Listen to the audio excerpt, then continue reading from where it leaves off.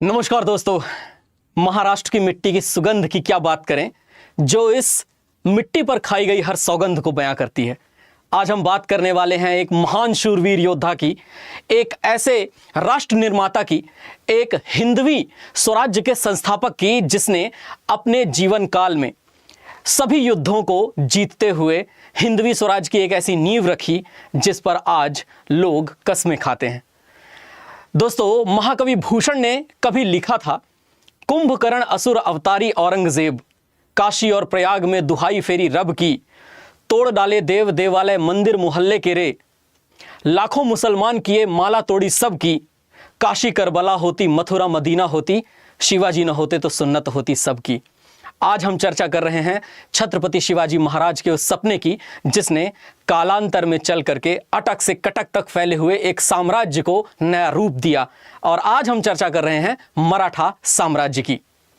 ये बातें करते हुए भी मुझ में और आप में जितनी ऊर्जा का संचार होता है, इसे शब्दों में बयां कर पाना बिल्कुल भी संभव नहीं है। तो आइए, आज मैं महाकवियों की और महान इतिहासकारों के शब्द रथों पर बिठा करके आपको ऐसी यात्रा पर ले चलूंगा जहां आप मजबूर हो जाएंगे भारत के सबसे महान राष्ट्र निर्माता को समझने, जानने, बूझने और उनसे प्रेरणा लेने के लिए। दोस्तों, स्वागत है आप सभी का हमारे इस चैनल पर, और आपसे चाहेंगे कि आपका साथ हमारे इस चैनल पर बना रहे और आप इस चैनल से हमेशा जुड़े रहें। So please subscribe and like the session. शुरू करते हैं दोस्तों। सबसे पहले, एक महान राष्ट्र की अवधारणा कैसे रखी जाती है। एक छोटा बच्चा जिसकी मां ने कभी उसे कुछ सपने दिखाए हों, एक छोटा बच्चा जिसने अपने गुरु दादाजी कोंडदेव और समर्थ गुरु रामदास से लगातार अपने धर्म, अपनी रक्षा, अपनी संस्कृति, इन सब के प्रति एक आदर का भाव सीखा हो, वो व्यक्ति महान राष्ट्र जरूर बनाता है। और हमेशा यदि मां और गुरु दोनों ने मिलकर के सही प्रेरणा दी, तो बेहतर से बेहतरीन राष्ट्र की संभावनाएं हमेशा हमारे कदमों में आ बिछती हैं। एक बार फिर से आपको याद दिलाना चाहूंगा कि जिन्हें हम 17वीं शताब्दी का महाकवि मानते हैं, महाकवि भूषण औरंगजेब के दरबार में हुआ करते थे।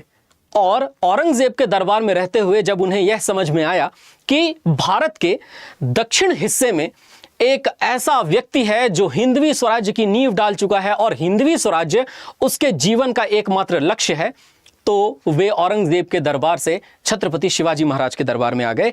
और उन्होंने जो पंक्तियां छत्रपति शिवाजी महाराज के लिए लिखी, वो पंक्तियां आज भी भारत के साहित्यिक इतिहास में श्रेष्ठ हैं, अमर हैं, और मैं तो कहूंगा श्रेष्ठतम हैं। इंद्र जिमी जंभ पर, वाड़व सुवंभ पर, रावण सदंभ पर, रघुकुल राज है, पौन बारी बाह पर, शंभुरति नाह पर, यो सहस्त्र बाहु पर, रामध्वज राज है, दावा द्रुम दंड पर, चीता मृग झुंड पर, भूषण बितुंड पर, जैसे मृगराज है, तेज तम अंश पर, कान्ह जिमी कंस पर, त्यों म्लेच्छ वंश पर, शेर शिवराज है। हम बात कर रहे हैं महाकवि भूषण की, कविराज भूषण की, जिन्होंने अपने ऐतिहासिक वृत्तांत में बहुत सारे उल्लेख किए और ऐतिहासिक वृत्तांतों के माध्यम से हमें भारत की भूमि के इस महान शूरवीर से हमेशा हमेशा अवगत कराया। जिस समय भारत में संपूर्ण एशिया के किसी भी सबसे बड़े क्षेत्र में शासन करने वाला शासक शासन कर रहा था, जिस समय औरंगजेब की सीमाएं भारत के जम्मू व कश्मीर से लेकर के लगभग कन्याकुमारी तक फैलने जा रही थी, उस समय महाराष्ट्र में ये स्वराज्य की एक ज्वाला लेकर पैदा हुआ व्यक्ति, जिसने अपने तलवार के दम पर, अपनी शमशीर से इतिहास की उन घटनाओं को लिखा, जिन घटनाओं ने अंततः जाकर के मराठा साम्राज्य को एक ऐसा राज्य स्थापित किया जो अटक से लेकर कटक तक फैला। वास्तविकता में जितनी बार हम वीर मराठा क्षत्रिय कुलवंत छत्रपति शिवाजी महाराज का जिक्र करते हैं, उतनी बार हमें अंदर से रोमांच का अनुभव होता है। लेकिन क्या यह कहानी केवल और केवल छत्रपति शिवाजी महाराज से ही शुरू हुई थी? यदि हम छत्रपति शिवाजी महाराज का राज तिलक करने वाले पंडित श्री गंगा भट्ट की बात को सुने तो छत्रपति शिवाजी महाराज का वंश भी एक ऐसे महान शूरवीर वंश से निकला है जिन्होंने भारत के इतिहास में न सिर्फ कि बप्पा रावल, रावल खुमाण जैसे योद्धा दिए, बल्कि उनके वंश में राणा हमीर सिंह, राणा कुंभा, राणा सांगा और महाराणा प्रताप जैसे देवतुल्य योद्धाओं का भी प्रादुर्भाव हुआ है। आज हम चर्चा करेंगे उस सिसोदिया वंश की भी, जिस सिसोदिया वंश ने मेवाड़ में रह करके अपने अस्तित्व की लड़ाई लड़ी और मजबूत रहते हुए दिल्ली के सुल्तानों तक को धूल चटाई। आज उसी सिसोदिया वंश से निकले हुए इस भोंसले वंश की भी बात करेंगे, जिसने भारत के इतिहास में अपना स्थान बहुत मजबूती के साथ बनाया और कीलें गाड़ करके रख दी। दोस्तों, शुरू करते हैं आज के इस इतिहास के क्रम को। और इस काल क्रम को शुरू करने से पहले, जैसा कि मैं सदैव कहता हूं कि कविराज भूषण की ये पंक्तियां मुझे और आप दोनों को रोमांचित करती हैं, और इसमें कोई दो राय नहीं है कि कविराज भूषण ने ये बात जिस समय लिखी होगी उस समय छत्रपति शिवाजी महाराज का अपना एक वर्चस्व और ऑरा रहा होगा। दोस्तों, ऐसे 280 किलों को जीत लेना जो मराठवाड़ा से लेकर के, कोंकण से लेकर के चोल साम्राज्य तक फैले हुए हों। 280 से ज्यादा किले छत्रपति शिवाजी महाराज के देवलोक गमन से पहले उनके पास हुआ करते थे। और यही नहीं, यदि आप केवल और केवल 1758 तक मराठा साम्राज्य के इतिहास को भी देखेंगे तो आप पाएंगे कि पेशावर के पास मौजूद हिंदकुश पर्वतों के पार अटक से लेकर के महानदी के किनारे उड़ीसा के बंगाल की खाड़ी की तट पर मौजूद कटक तक यह मराठा साम्राज्य फैला हुआ था। यह मराठा साम्राज्य न सिर्फ कि कश्मीर से लेकर के, बल्कि आप यहां पाएंगे तंजौर तक फैला हुआ था। और तो और दक्षिणी हिस्से में छत्रपति शिवाजी महाराज ने अपनी एक नई राजधानी भी बनाई थी, जिस राजधानी का नाम था जिंजी। वास्तविकता में यह सर्वश्रेष्ठतम उदाहरण है किसी भी एक व्यक्ति के ग्रिट, डिटर्मिनेशन, उसके दृढ़ निश्चय का, जिससे उसने दुनिया के बहुत बड़े साम्राज्य का निर्माण कर दिया। और दोस्तों, उस देवतुल्य योद्धा को आप अपनी स्क्रीन पर देख पा रहे हो, छत्रपति शिवाजी महाराज। मैं आगे चल करके ये और भी कहानियां बताऊंगा और ये कहानियां जरूर आपको रोमांचित करेंगी। चलिए शुरू करते हैं और साथ ही साथ हम लोग मराठा इतिहास के क्रम को जानना शुरू करते हैं। तो आज की रूपरेखा के हिसाब से सर्वप्रथम हम लोग मराठा साम्राज्य के इतिहास को पढ़ेंगे और मराठा साम्राज्य के इतिहास को पढ़ने के बाद हम लोग इससे संबंधित प्रश्नों को भी करेंगे जो हमारी परीक्षा में पूछे जाते हैं। तो ये हमारे लिए एक बहुत विशेष अनुभव होने वाला है, जिस अनुभव को हम आज यहां जीने वाले हैं। तो आइए सर्वप्रथम सर्व शुरुआत से ही हम आगे की ओर बढ़ें और सबसे पहले ये जानें कि आखिर कैसे मराठा साम्राज्य, जिसकी हम बात करते हैं, ये जुड़ा हुआ है मेवाड़ के सिसोदिया राजवंश से, जिसमें महाराणा प्रताप जैसे शूरवीरों का भी प्रादुर्भाव हुआ है। सबसे पहले यदि मैं आपसे बात करूं दोस्तों, तो मेवाड़, जिस मेवाड़ की हम लोग चर्चा कर रहे हैं, ये आता है दक्षिणी राजस्थान में। और मेवाड़ के सिसोदिया शासक में से एक हुआ करते थे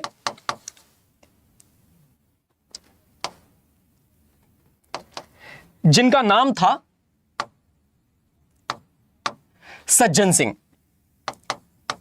तो आइए सबसे पहले सिसोदिया शासकों की कहानी को जान लिया जाए। सिसोदिया शासक मेवाड़ में तब शासन करने के लिए आए जिस समय 1303 में अलाउद्दीन खिलजी ने मेवाड़ पर आक्रमण किया। कहानी दोस्तों यह कहती है कि जब 1303 में अलाउद्दीन ने आक्रमण किया, उस समय पर अलाउद्दीन खिलजी के आक्रमण से अपने चित्तौड़गढ़ की रक्षा के लिए रावल रत्न सिंह ने अपने दूर के रिश्तेदारों को भी बुलाया। और यदि हम रावल रत्न सिंह की बात करें तो इनके दूर के रिश्तेदार हुआ करते थे सिसोदा गांव के। रावल रत्न सिंह जिनकी हम चर्चा करते हैं, ये गुहिल राजवंश के हुआ करते थे, अथवा इनका राजवंश गुहिल हुआ करता था, जो कि बप्पा रावल द्वारा शुरू किया गया एक राजवंश था, जिसके बारे में आप सभी लोग चिर परिचित हैं। लेकिन गुहिल राजवंश के कुछ वंशज सिसोदा गांव में शासन किया करते थे और सिसोदा गांव के जागीरदार हुआ करते थे। सिसोदा गांव के जागीरदार लक्ष्मण सिंह 1303 में इस युद्ध को अलाउद्दीन खिलजी के खिलाफ लड़ने के लिए आए और आप सभी को पता है 1303 में चित्तौड़गढ़ एक बार अलाउद्दीन खिलजी के हाथ में चला जाता है और चित्तौड़गढ़ जैसे ही अलाउद्दीन खिलजी के हाथ में गया, चित्तौड़गढ़ के जो भी लोग रावल रत्न सिंह एवं इनसे संबंधित थे वो सभी महिलाएं जौहर कर चुकी थीं, पुरुष केसरिया कर चुके थे, साका हो चुका था और अब मेवाड़ के वंश में कोई नहीं बचा हुआ था। कहानी दोस्तों यह कहती है कि चित्तौड़गढ़ में सिसोदा गांव से जो बप्पा रावल के सीधे वंशज आए हुए थे उनका नाम था लक्ष्मण सिंह और लक्ष्मण सिंह के कई सारे बेटे हुआ करते थे जिनकी चर्चा हम अक्सर करते हैं। लक्ष्मण सिंह जो कि सिसोदा गांव के थे, जब वो आए तो उनके साथ उनके सभी बेटे भी युद्ध करने के लिए आए। लक्ष्मण सिंह के जो बड़े बेटे हुआ करते थे उनका नाम था अरि सिंह और लक्ष्मण सिंह के बड़े बेटे अरि सिंह इस चित्तौड़गढ़ वाले युद्ध में वीर गति को प्राप्त हुए थे। लक्ष्मण सिंह के एक और बेटे हुआ करते थे जिनका नाम था अजय सिंह। वो इस युद्ध में वीरगति को प्राप्त तो नहीं हुए परंतु बहुत ही गंभीर रूप से घायल हो गए थे। यदि हम अजय सिंह की बात करते हैं तो अजय सिंह के जो बेटे हुआ करते थे उनका नाम था सज्जन सिंह। कई बार इतिहासकार इसे सुजान सिंह का नाम भी देते हैं और जो अरि सिंह के बेटे हुआ करते थे उनका नाम था हमीर सिंह सिसोदिया। दोस्तों इसी राणा हमीर सिंह सिसोदिया के वंश में आगे चल करके राणा लाखा, राणा मोकल, राणा कुंभा, राणा सांगा, महाराणा प्रताप, महाराणा राज सिंह जैसे बहुत सारे शूरवीर योद्धा हुए हैं। लेकिन जब हम बात करते हैं अजय सिंह के बेटे सज्जन सिंह की, अजय सिंह के बेटे सज्जन सिंह साउथ इंडिया की ओर चले गए और जब यह दक्षिण भारत की ओर गए, दक्षिण भारत में इनके वंशज आगे चल करके भोंसले राजवंश के कहलाए। तो ऐसा कहा जाता है कि जो भोंसले राजवंश है जिसमें से छत्रपति शिवाजी महाराज आते हैं, वो वास्तव में सज्जन सिंह के ही वंशज हैं जिनकी हम आज चर्चा करने वाले हैं, जो एक ऐसे राष्ट्र निर्माता हैं जिनके बारे में इतिहास भी यह लिखता है कि वह स्वराज्य संस्थापक हैं। वह न सिर्फ कि हिंदुत्व धर्मोद्धारक हैं बल्कि राष्ट्र निर्माता भी हैं और उन्होंने हिंदू पद पादशाही की भी उपाधि ली हुई है। तो अपने आप में छत्रपति शिवाजी महाराज एक ऐसे व्यक्तित्व हैं जिनके बारे में जितनी ही बातें की जाएं सदैव कम है। आप हमेशा देखते हो छत्रपति शिवाजी महाराज के बारे में कभी कोई पॉडकास्ट में चर्चा कर रहा होता है, कभी कोई कहीं पर चर्चा कर रहा होता है। आम जनमानस में जितना लोकप्रियता छत्रपति शिवाजी महाराज को प्राप्त हुई, शायद उतनी लोकप्रियता किसी और को प्राप्त नहीं हुई। और न सिर्फ कि छत्रपति शिवाजी महाराज के बारे में बल्कि इनके पहले जो इनके पूर्वज थे उनके बारे में भी हम लोग थोड़ा सा जानेंगे और जैसे जैसे हम लोग आगे जानते हुए बढ़ेंगे आपको ये पिक्चर बहुत बढ़िया तरीके से क्लियर होती चलेगी। तो दोस्तों चलिए फिर शुरू करते हैं आज के इस सेशन को। और जैसा कि मैंने आप सभी को बताया कि अजय सिंह जिनकी हम चर्चा कर रहे हैं उन्हीं के ही वंशज हुआ करते थे सज्जन सिंह, और सज्जन सिंह के ही वंशजों में से एक छत्रपति शिवाजी महाराज हैं। तो स्वराज्य के संस्थापक, हिंदू धर्मोद्धारक छत्रपति शिवाजी महाराज को आज हम काफी बढ़िया से जानेंगे और इनके बारे में समझेंगे भी। दोस्तों अगर हम 15वीं और 16वीं शताब्दी की बात करें तो बहुत सारे संत हुआ करते थे 15th और 16th सेंचुरी में। 15th व 16th सेंचुरी के बहुत सारे संतों में से जैसे एक हुआ करते थे तुकाराम, एक हुआ करते थे जिनका नाम था पंडित राव, एक हुआ करते थे जिनका नाम था वामन पंडित, एक थे समर्थ गुरु रामदास। तो ये सभी बहुत ही बड़े भक्ति संत हुआ करते थे। समर्थ गुरु रामदास का छत्रपति शिवाजी महाराज के जीवन में काफी बड़ा प्रभाव रहा है। और ऐसा नहीं है कि संत तुकाराम का छत्रपति शिवाजी महाराज के जीवन में प्रभाव नहीं रहा, इनका भी बहुत बड़ा प्रभाव रहा है। फिर आगे चल करके मैं एक और संत की बात करना चाहूंगा जिनका नाम हुआ करता था एकनाथ जी। एकनाथ जी की बात मैं इसलिए भी कर रहा हूं क्योंकि इन्हें मराठा साम्राज्य का तुलसीदास कहा जाता था। तुलसीदास जी के बारे में बड़ा विशेष है और बहुत फेमस है ये बात, बहुत प्रसिद्ध है ये बात कि एक बार तुलसीदास जी को अकबर ने बुलाया था और कहा था हमारे राज्य में एक कवि बन करके मनसबदारी की प्रथा में रहते हुए आप अपनी रचनाएं करिए, और यदि आप अकबर के साम्राज्य के अंदर रहकर संरक्षित होकर के रचनाएं करेंगे तो आपको और ज्यादा कीर्ति प्राप्त होगी। तुलसीदास जी महाराज ने उस समय कहा था, हम चाकर रघुवीर के पटों लिखो दरबार, अब तुलसी का हुई हैं नर के मनसबदार। क्या तुलसीदास जी अब नर के मनसबदार होंगे जो भगवान राम के मनसबदार हो चुके हैं? वास्तविकता में एकनाथ जी को कहा जाता है मराठा साम्राज्य का तुलसीदास। यह हमारे लिए एक बहुत ही महत्वपूर्ण जानकारी हो जाती है जिसके बारे में अक्सर चर्चा की जाती है। इन संतों के द्वारा मराठों की एकता को धीरे धीरे जागरूक किया गया और 15वीं व 16वीं शताब्दी में जो मराठे मावला क्षेत्र में बटे हुए थे, धीरे धीरे वो इकट्ठे होने शुरू हुए। उस समय पर उन्हें एक लीडर की जरूरत थी और इस लीडर की श्रृंखला में मैं आपको 3 नाम लिख करके बताना चाहूंगा। जब हम बात करते हैं छत्रपति शिवाजी महाराज की, तो छत्रपति शिवाजी महाराज के पिताजी हुआ करते थे शाहजी भोसले, और अगर मैं शाहजी भोसले की बात करूं तो इनके पिताजी हुआ करते थे मालोजी। ऐसा नहीं है कि छत्रपति शिवाजी महाराज किसी ऐसे परिवार से आते थे जिस परिवार का कार्य खेती करना रहा हो। मालोजी जिनकी हम चर्चा कर रहे हैं दोस्तों, ये अपने आप में एक योद्धा थे। और अगर हम इनकी बात करें तो सिंहखेड़ नाम की एक जगह हुआ करती थी जहां पर यादव जागीरदार हुआ करते थे। लाखू जी यादव नाम के एक जागीरदार थे और लाखू जी यादव नाम के एक जागीरदार जो कि सिंहखेड़ के थे, उनके अंगरक्षक के रूप में, उनके बॉडीगार्ड के रूप में मालोजी हुआ करते थे।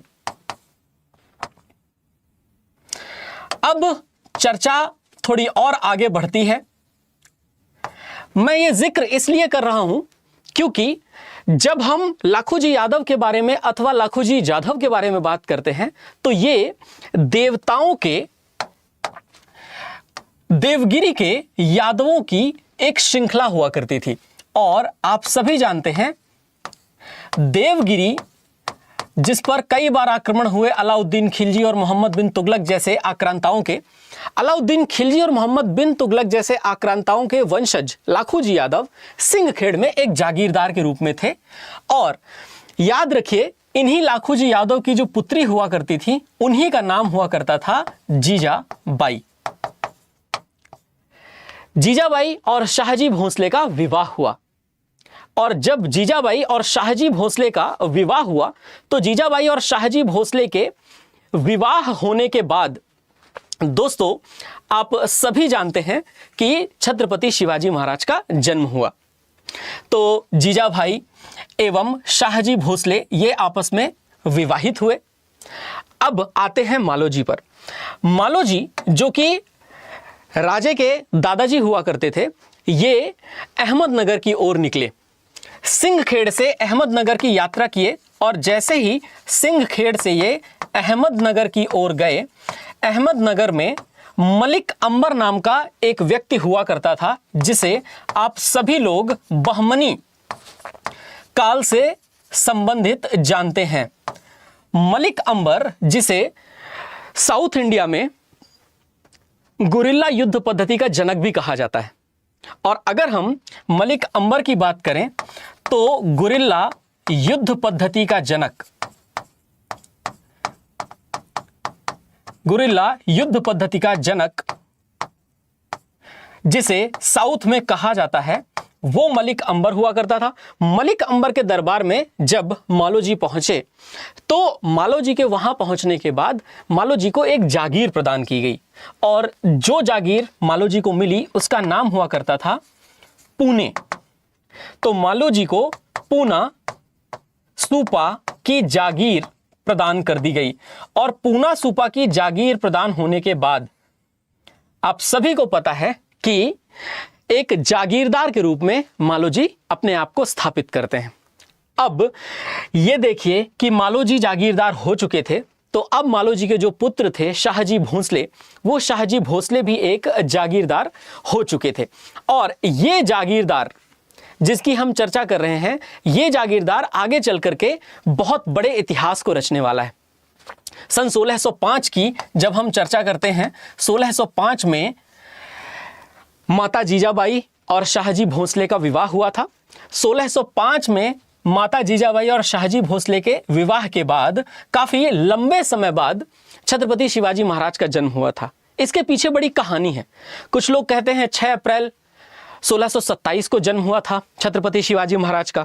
कुछ लोग इस पर कहते हैं कि 19 फरवरी 1630 को जन्म हुआ था छत्रपति शिवाजी महाराज का। इन दोनों पर आज भी एक चर्चा है जो कभी इस धुरी कभी उस धुरी की तरफ जाती है, लेकिन हम इसके बारे में उतना ज़्यादा नहीं चर्चा करेंगे। हम जबकि इन इतिहास के क्रमों के ऊपर काफ़ी कुछ जाएंगे जो इतिहास के क्रम हमसे पूछे जाते हैं। अब आइए मैं आपको सबसे पहले छत्रपति शिवाजी महाराज के पिता शाहजी भोंसले की वीरता के बारे में कुछ बताता हूं, और फिर मां साहेब जीजाबाई को छोड़ करके शाहजी भोंसले का जाना हुआ, और उसके बाद जो मां साहेब जीजाजीबाई ये शिवाजी राजे का पालन पोषण करती हैं। किस तरह से किया इन्होंने, वो मैं आपको अभी आगे चल करके बताऊंगा। तो चलिए सबसे पहले हमारे सामने जिनकी चर्चा आएगी उनका नाम है शाहजी भोंसले।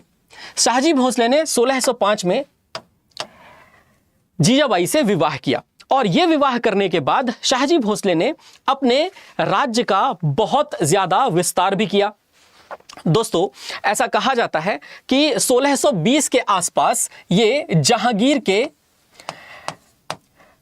साम्राज्य में चले गए थे, और जहांगीर के साम्राज्य में जाने के बाद लगभग 12 साल बाद इनकी वापसी हुई।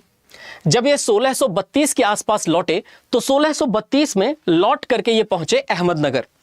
जब ये पुनः अहमदनगर पहुंचे दोस्तों, तो अहमदनगर पहुंचने के बाद इन्होंने देखा अहमदनगर के शासक की मृत्यु हो गई थी, और अहमदनगर में शासक की मृत्यु मुर्तजा प्रथम की मृत्यु हुई, और मुर्तजा प्रथम की मृत्यु के बाद मुर्तजा द्वितीय को शासक बनाया गया। जब मुर्तजा प्रथम की मृत्यु के बाद मुर्तजा द्वितीय को शासक नियुक्त किया गया, उस समय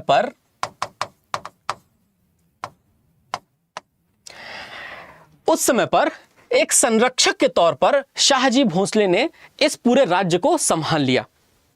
और देखो दोस्तों, यहां पर शाहजी राजे ने क्या किया, शाहजी राजे बने संरक्षक, और शाहजी राजे भोंसले ने संरक्षक के तौर पर, संरक्षक का मतलब होता है एक राजनैतिक संरक्षक जो राज्य का पालन पोषण किसी राजा के बिहाफ में करता है अथवा राजा के अधिकार में करता है।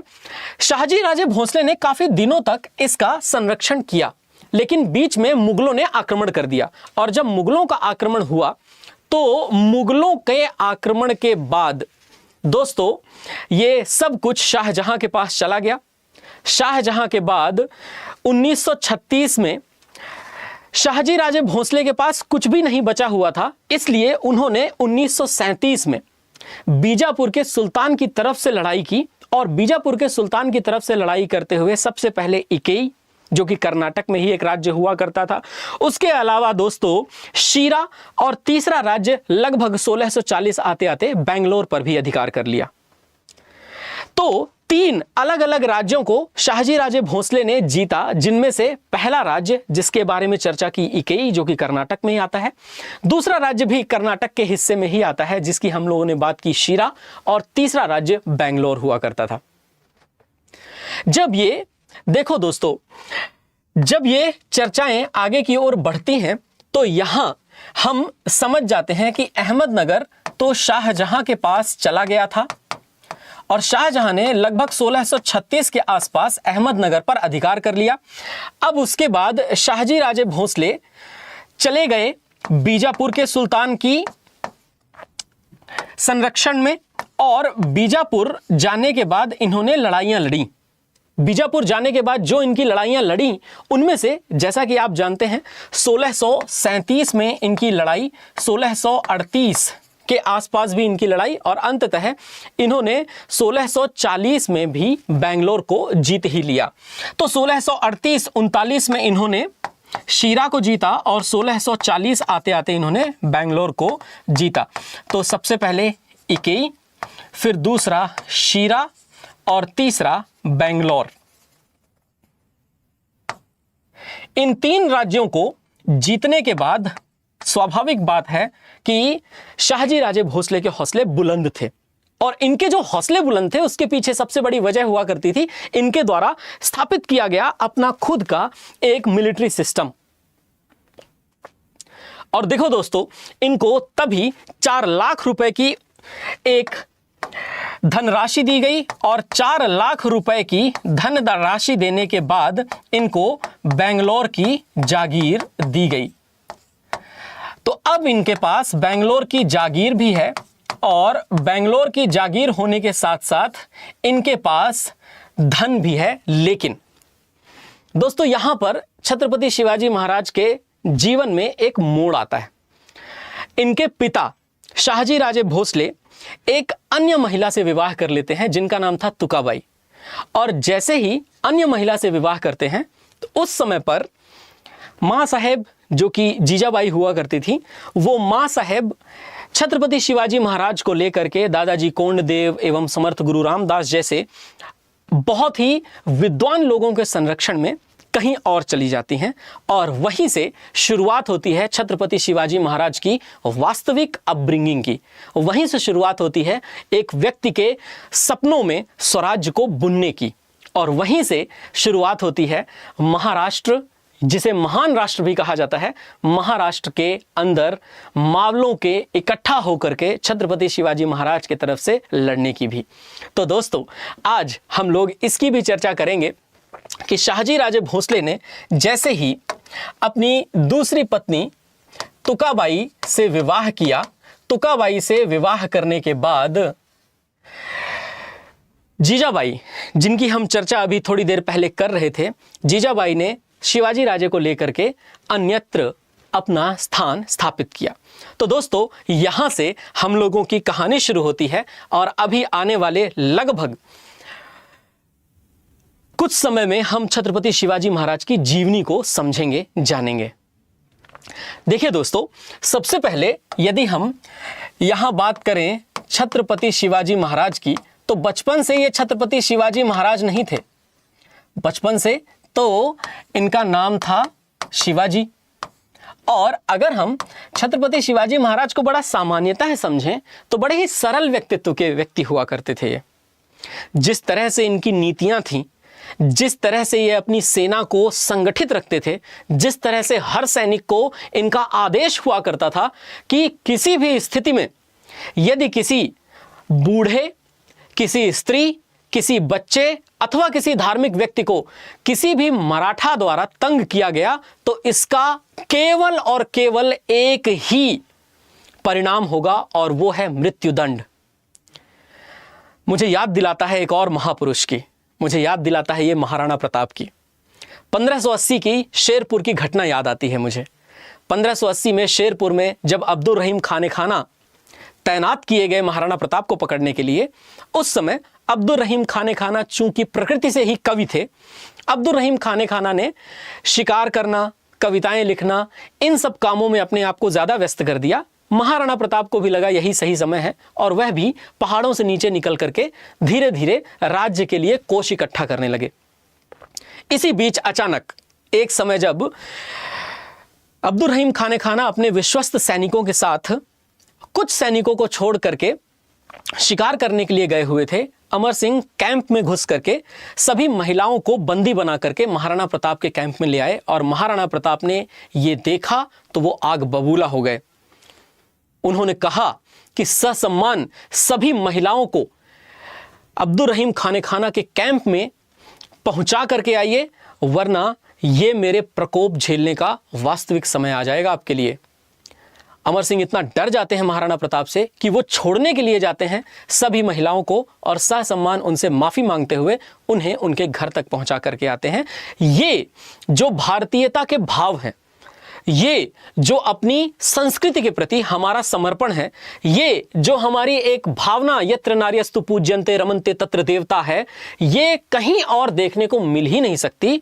और अब्दुल रहीम खाना जैसे व्यक्ति ने जब महाराणा प्रताप के लिए लिखा, धर रेसी रेसी उमर खपजासी खुरसान अमर विशंभर ऊपरो नीचे राखो रान, मुझे नहीं पता खुरासन से आए हुए तुर्क कितने वर्षों वर्षों तक शासन करेंगे, लेकिन जब तक धरती से ऊपर देखने पर चांद और सितारे दिखेंगे तब तब महाराणा प्रताप तुम्हारा नाम लिया जाएगा। महापुरुष हमेशा दूसरों के आशीर्वाद से भी बनते हैं और ये शायद छत्रपति शिवाजी महाराज का अनुशासन ही था उनकी सेना के ऊपर, जो उन्हें महान पुरुष होते हुए महान राष्ट्र बनाने की प्रेरणा देता है, जिसकी संकल्पना आज भी महाराष्ट्र के रूप में हमारे पास मौजूद है। वास्तविकता में महापुरुषों का अपना एक विचार है, महापुरुषों के अपने विचारधाराओं के हिसाब से चलने वाली ऐसी श्रृंखला है जिसे आप जितने पल भी देखते रह जाएं, आपको हमेशा लगेगा वास्तविकता में एक आदर्श व्यक्ति की अवधारणा कुछ ऐसी ही हो सकती है। आज जो हम चर्चा करने वाले हैं छत्रपति शिवाजी महाराज के बारे में, वो सबसे प्रथम बात तो इनके जन्म को लेकर के है। इनके जन्म को लेकर के इतिहासकारों के बीच एक छोटा सा विवाद है, और अगर इनके जन्म को लेकर के एक छोटा सा विवाद है तो वो दोनों विवाद मैं आपके सामने रख दूंगा ताकि आपको किसी भी तरह का कोई भी कंफ्यूजन ना रहे। सबसे पहले तो एक डेट आती है 6 अप्रैल सन 1627 की, और दूसरी डेट आती है दोस्तों 19 फरवरी सन 1630 की। इसके पहले तक जो पुरानी किताबें हैं, पुरानी किताबें इस 6 अप्रैल 1627 वाली तारीख को सही मान रही थी, लेकिन यदि हम बात करें 19 फरवरी 1630 वाली किताबें आजकल जो न्यू पैटर्न पर हैं वो सब इसको सही मान रही हैं। इतिहास हमेशा एक शोधन का कार्य है, इतिहास में शोधन होता रहता है। कई बार ऐसा होता है कि इतिहास में शोधन होते होते हमें कुछ नई चीज़ें ज़रूर पढ़ने को मिलती हैं। जैसे नई चीज़ें पढ़ने को मिलेंगी वैसे इतिहास में आगे चल करके परिवर्तन होते रहते हैं। तो इसमें कोई दो राय वाली बात नहीं है कि जन्म को लेकर के थोड़ी सी मिसअंडरस्टैंडिंग है। बहरहाल जैसा कि मैंने कहा 1640 में शाहजी राजे भोसले ने जब मां साहेब को छोड़ दिया तो उनके मां साहेब को छोड़ने के बाद मां साहेब ले करके पुणे की ओर चली आईं। दूसरी बात मैं आपको यह भी कहना चाहता हूं कि जो शिवनेर नाम की जगह है या जिसे शिवनेरी भी कहा जाता है, वहां पर इनका जन्म हुआ था। बहरहाल इससे संबंधित और भी फैक्ट्स अभी हमें पढ़ने हैं। दोस्तों जैसा कि मैंने आपको बताया इनके पास बहुत सारी उपाधियां हैं, लेकिन उन उपाधियों को हम थोड़ा और आगे की ओर बढ़ाते हुए समझेंगे कि शिवाजी महाराज को जब मां साहेब ले करके पूना चली आई तो वहां पर धीरे धीरे इनकी शिक्षण व्यवस्था बेहतर होने लग गई। जैसा कि मैंने आपको बताया, दो व्यक्तियों के प्रभाव में हमेशा छत्रपति शिवाजी महाराज रहे। एक जो इनके सशस्त्र विद्याओं के गुरु हुआ करते थे दादाजी कोंडदेव, और जो इनके आध्यात्मिक गुरु हुआ करते थे जिन्हें समर्थ गुरु रामदास कहा जाता था। इन दोनों के संरक्षण में रहते हुए छत्रपति शिवाजी महाराज को अपनी मातृभूमि से प्यार होना तय था। यदि धार्मिक शिक्षाओं की हम कभी भी चर्चा करें तो दोस्तों हम में हमेशा एक भाव तो डाला ही गया है, और वह भाव है जननी जन्मभूमिश्च स्वर्गादपि गरीयति। इसका अर्थ है कि जननी और जन्मभूमि हमारे स्वर्ग से भी बढ़कर है। और यदि हम इसके बारे में चर्चा कर ही रहे हैं तो दादाजी कोंडदेव और समर्थ गुरु रामदास जैसी विशिष्ट व्यक्तित्व का जिस तरह से प्रभाव छत्रपति शिवाजी महाराज के ऊपर पड़ा, उसने छत्रपति शिवाजी महाराज को धीरे धीरे आगे चल करके प्रेरित किया कुछ विजय हासिल करने के लिए। और वह विजय क्या थी? आइए, विजय श्री का वर्ण जब छत्रपति शिवाजी महाराज ने करना शुरू किया तो उन्होंने क्या क्या किया। सबसे पहले सन 1646 की चर्चा करते हैं। कुछ इतिहासकारों का यह मत है कि 1646 में सबसे पहले छत्रपति शिवाजी महाराज ने कोंढाणा जीता था और कोंढाणा का नाम बाद में सिंहगढ़ कर दिया गया था, लेकिन ऐसा है नहीं। सबसे पहला राज्य जो छत्रपति शिवाजी महाराज ने जीता सन 1646 में, उसका नाम हुआ करता था तोरण फोर्ट। तो सबसे पहले इन्होंने तोरण का किला जीता। इसी वर्ष इन्होंने मुरुम्बगढ़ का किला भी जीत लिया। और तोरण और मुरुम्बगढ़ का किला जीतने के बाद सन 1647 में इनका विजय रथ और आगे बढ़ा और 1647 में इन्होंने कोंढाणा को भी जीत लिया, बाद में जिसका नाम सिंहगढ़ फोर्ट रखा गया। तो कोंढाणा विजय इन्होंने प्राप्त की और कोंढाणा को कालांतर में सिंहगढ़ नाम दिया गया। छत्रपति शिवाजी महाराज की यात्रा यहां नहीं थमी। छत्रपति शिवाजी महाराज धीरे धीरे आगे की ओर बढ़ते रहे। 1654 में इन्होंने पुरंदर के किले को जीता और 1656 में इन्होंने जावली को भी जीत लिया। 1654 में जब इन्होंने पुरंदर के किले को जीता तो पुरंदर का किला वैसे ही इनके लिए सामरिक रूप से महत्वपूर्ण था जैसे कि किसी समय पर महाराणा प्रताप के लिए चित्तौड़गढ़ का किला हुआ करता था। पुरंदर का किला अपने आप में बहुत सामरिक रूप से, स्ट्रैटेजी, रणनीतिक रूप से महत्वपूर्ण, लेकिन 1656 की जीत छत्रपति शिवाजी महाराज के उस पूरे मावला क्षेत्र में शासन पर मुहर लगाती है जब इन्होंने जावली को जीता। और जब इन्होंने जावली पर अधिकार किया तो जावली पर जिसे इन्होंने पराजित किया वो एक मराठा सरदार हुआ करते थे और मराठा सरदार का नाम था चंद्रराव मोरे। चंद्रराव मोरे को जब पराजित किया तो फिर छत्रपति शिवाजी महाराज बन गए इस पूरे मावला क्षेत्र के अकेले राजा। तो मावला रीजन या जिसे मावला क्षेत्र कहा जाता है, उस मावला क्षेत्र में छत्रपति शिवाजी महाराज के वर्चस्व को चुनौती देने वाला अब कोई नहीं था। और जिस समय तक ये सब कुछ हो रहा था दोस्तों, इस समय तक औरंगजेब भी दक्षिण में ही हुआ करता था। वास्तविकता में 1656 के आसपास ही शाहजहां की तबीयत खराब हुई आगरा में। और जिस समय शाहजहां की तबीयत आगरा में खराब हुई, उसी समय औरंगजेब ने भी गुजरात में बैठे अपने भाई मुराद को बुलाया और गुजरात में भाई मुराद से मिलने की आस में औरंगजेब दक्षिण से अपनी यात्रा गुजरात की ओर शुरू करता है। इस क्रम का सबसे बड़ा फायदा अगर किसी ने उठाया है तो वो है छत्रपति शिवाजी महाराज। छत्रपति शिवाजी महाराज ने जब इस क्रम का बड़ा फायदा उठाया तो उन्होंने और भी क्षेत्र अपने अधिकार में ले लिए। देखिए दोस्तों, ये इतनी बढ़िया सी बात है और कोई भी व्यक्ति कितना आगे हो सकता है ये हमारे लिए समझना जरूरी है। दोस्तों, अगर हम बात करें सन 1657 की, तो जैसे ही औरंगजेब ने अपनी यात्रा नॉर्थ की तरफ शुरू की, 1657 में छत्रपति शिवाजी महाराज ने ताबड़तोड़ 3 क्षेत्र जीते और वो तीनों क्षेत्र अत्यंत महत्वपूर्ण हुआ करते थे, जिसमें से पहला था कल्याण, दूसरा था भिवंडी और तीसरा था माहुल। तो कल्याण, भिवंडी और माहुल, इन क्षेत्रों पर जैसे ही छत्रपति शिवाजी महाराज ने साल भर के अंदर अधिकार किया, अब बीजापुर सल्तनत की धीरे धीरे एंट्री होने लगी थी। बीजापुर सल्तनत को ऐसा लगा कि जैसे कोई एक व्यक्ति है जो आगे चल करके हमारे लिए बहुत बड़ा खतरा बन सकता है। और मैंने जब भी आपको पेशवा बाजीराव प्रथम के बारे में बताया है, मैंने कहा है कि तलवार से ज़्यादा धार चलाने वाले की सोच में होनी चाहिए। यदि तलवार से ज़्यादा धार चलाने वाले की सोच में है तो ये बात आप मान करके चलें कि वो व्यक्ति आपको हमेशा पराजित करेगा। और छत्रपति शिवाजी महाराज भी ऐसे ही थे। वो ऐसे व्यक्तित्व थे जिनकी तलवार से ज़्यादा धार उनकी सोच में थी। 1659 का वक्त आता है और 1659 का जो वक्त है वह 1659 का वक्त हमारे इस ऐतिहासिक दृष्टि से बड़ा ही महत्वपूर्ण है और हम उसकी चर्चा ज़रूर करेंगे।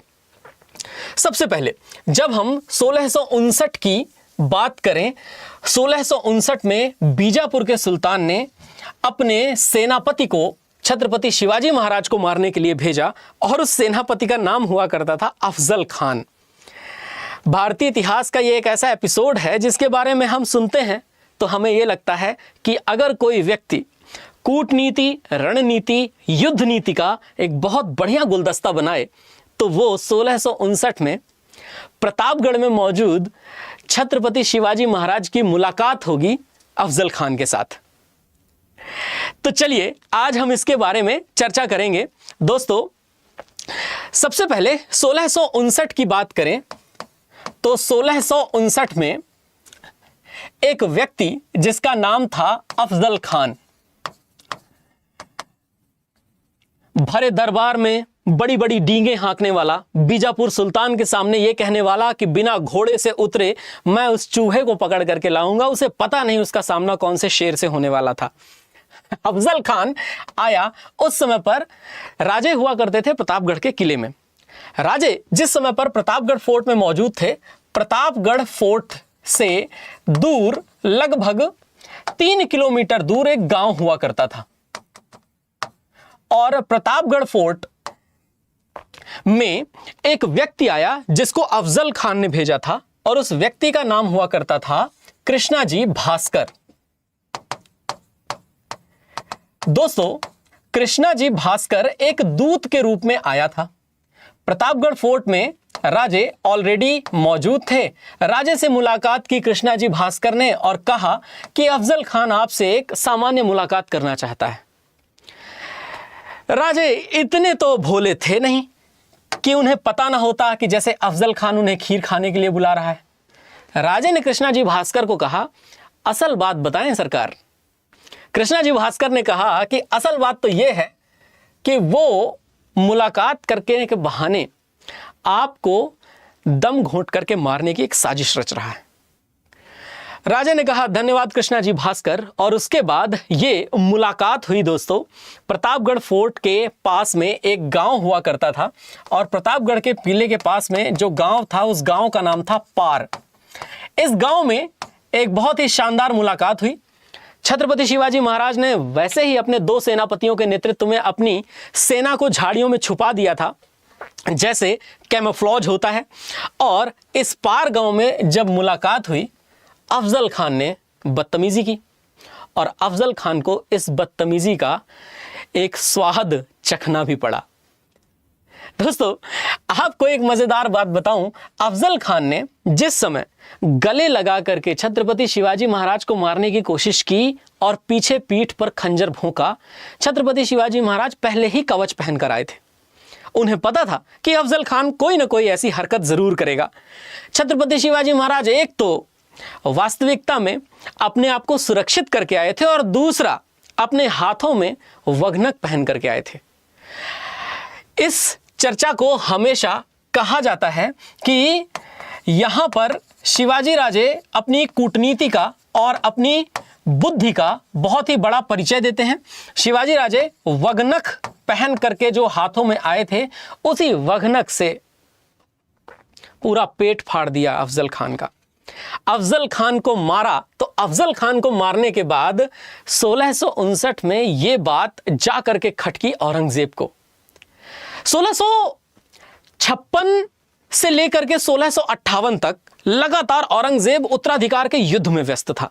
औरंगजेब के दिमाग में पूरी तरह आगरा और दिल्ली की बादशाहत घूम रही थी। लेकिन औरंगजेब जैसे ही 1659 में अपने भाई दारा शिकोह को मारता है, अपने भाई दारा शिकोह को मारने के बाद औरंगजेब पूरी तरह फुर्सत हो जाता है और इस समय औरंगजेब जसवंत सिंह और शाइस्ता खान जैसे लोगों को भेजता है दक्षिण में।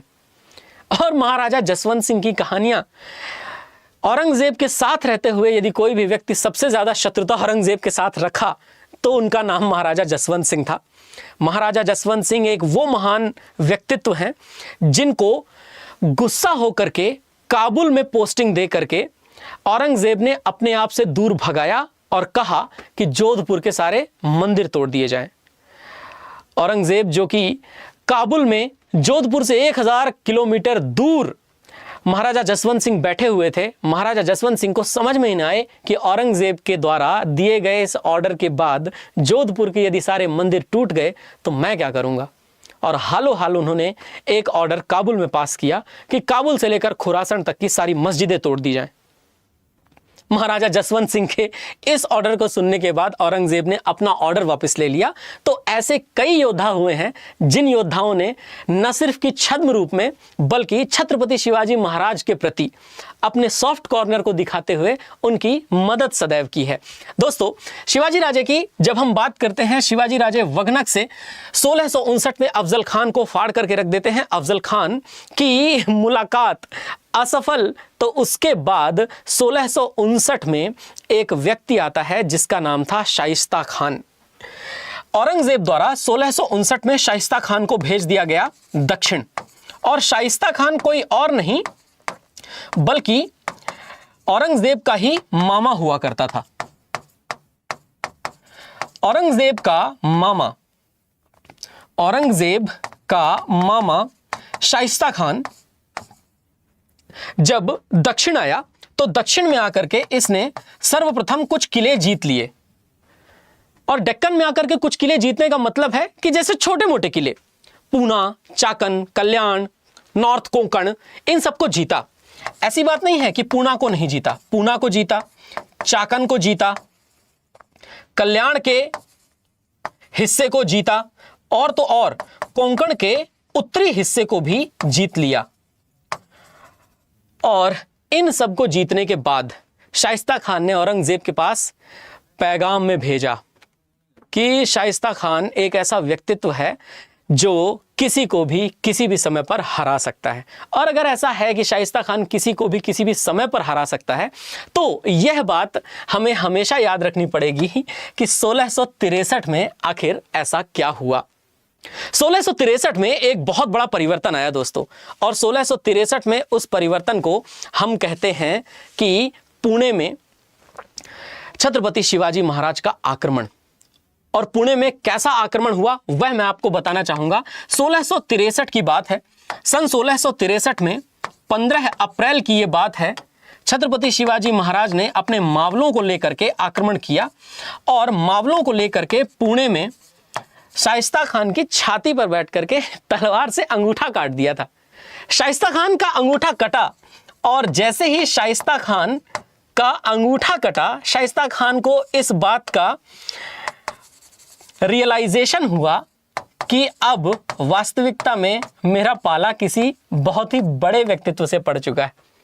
अंगूठा काटने का मतलब आप समझ रहे हैं, और अंगूठा काटा, पुणे की जागीर शाइस्ता खान से छीन ली गई, और तो और शाइस्ता खान को भगा भी दिया गया। जब शाइस्ता खान यहां से भागा, शाइस्ता खान के भागने के बाद औरंगजेब शाइस्ता खान से सबसे ज्यादा नाराज हुआ और शाइस्ता खान को भेज दिया गया बंगाल।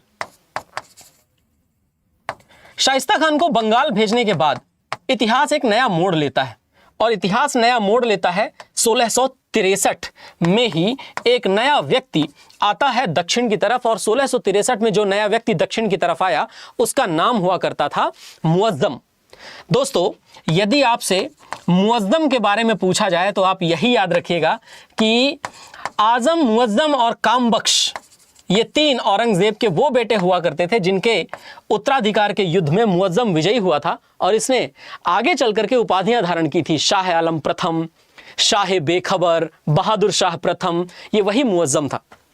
बहरहाल जब 1663 में मुअज्जम छत्रपति शिवाजी महाराज के सामने पहुंच गया, यानी कि दक्षिण में पहुंच गया, उस समय तक स्थितियां पूरी छत्रपति शिवाजी महाराज के कंट्रोल में आ चुकी थी। और यहीं 8 जनवरी 1664 एक और तारीख आती है जिस तारीख ने एक बार फिर से इतिहास में एक नई करवट ली।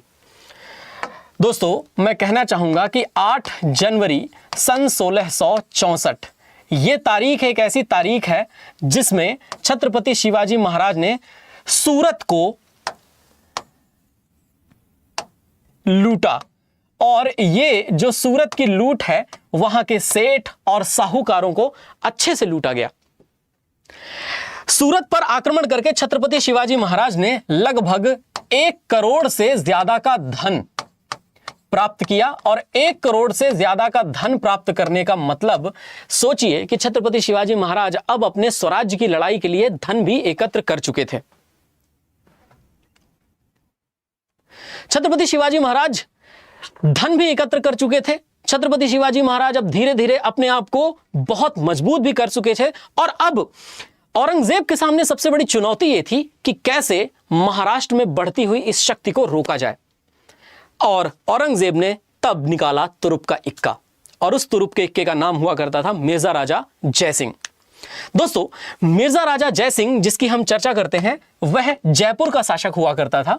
और आज आपके सामने जो डेट लिखने वाला हूं, याद रखिए 22 जून सन 1665।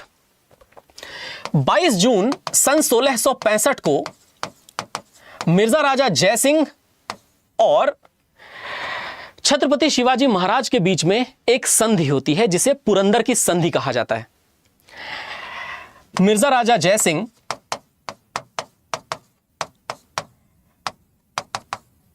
और मिर्जा राजा जयसिंह एवं छत्रपति शिवाजी महाराज, इनके बीच में संधि हुई। और इनके बीच की यह संधि काफी रोचक है।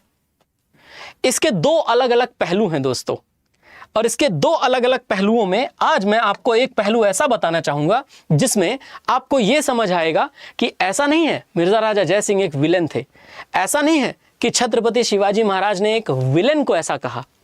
बहुत ही मजेदार बात और एक वाकया यहां पर हमें सुनने में आता है। इन दोनों के बीच में जो संधि हुई दोस्तों, उसे कहा गया पुरंदर की संधि। शुरुआत में छत्रपति शिवाजी महाराज भी किसी भी तरह की संधि करने के लिए तैयार नहीं थे।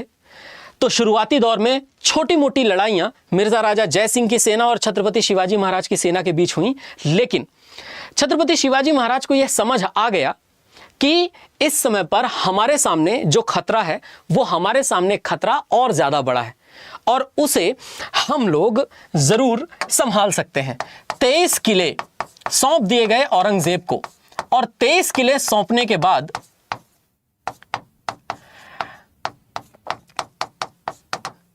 मिर्जा राजा जयसिंह ने छत्रपति शिवाजी महाराज से आग्रह किया कि आप मेरे कहने पर जाएं और शहंशाह आलमगीर से एक मुलाकात करें। शहंशाह आलमगीर से मिलने के लिए छत्रपति शिवाजी महाराज गए भी, वह भी मिर्जा राजा जयसिंह के आग्रह पर। लेकिन औरंगजेब की धूर्तता हर किसी के सामने है जरूर। औरंगजेब एक इतना धूर्त व्यक्ति हुआ करता था जिसने दोस्तों कैद कर लिया छत्रपति शिवाजी महाराज को। और तो और छत्रपति शिवाजी महाराज के जो पुत्र थे संभाजी राजे को भी कैद कर लिया गया। चूंकि दोनों को कैद कर लिया गया, यह एक ऐसी स्थिति बन चुकी थी जिसमें छत्रपति शिवाजी महाराज को अब वहां से निकलना था। ये 22 जून सन 1665 की हम लोग बात करते हैं दोस्तों। एक चर्चा सदैव की जाती है कि यहां इस पुरंदर की संधि को क्या कोई ऐसा व्यक्ति भी बैठ करके देख रहा था जो व्यक्ति भारत का था ही नहीं। तो याद रखिएगा, ये जो व्यक्ति पुरंदर की संधि बैठ करके देख रहा था उसका नाम हुआ करता था निकोलो मनुची। निकोलो मनुची इतालवी था, यानी कि एक इटालियन था। और ये इटालियन होते हुए निकोलो मनुची ने एक किताब भी लिखी है जिस किताब में स्टोरिया डो मोगोर, ये इटालियन शब्द है। ये कह सकते हो कि मुगल्स स्टोरीज, ये इस किताब का अंग्रेजी रूपांतरण होगा या इसका हिंदी रूपांतरण होगा मुगलों की कहानियां।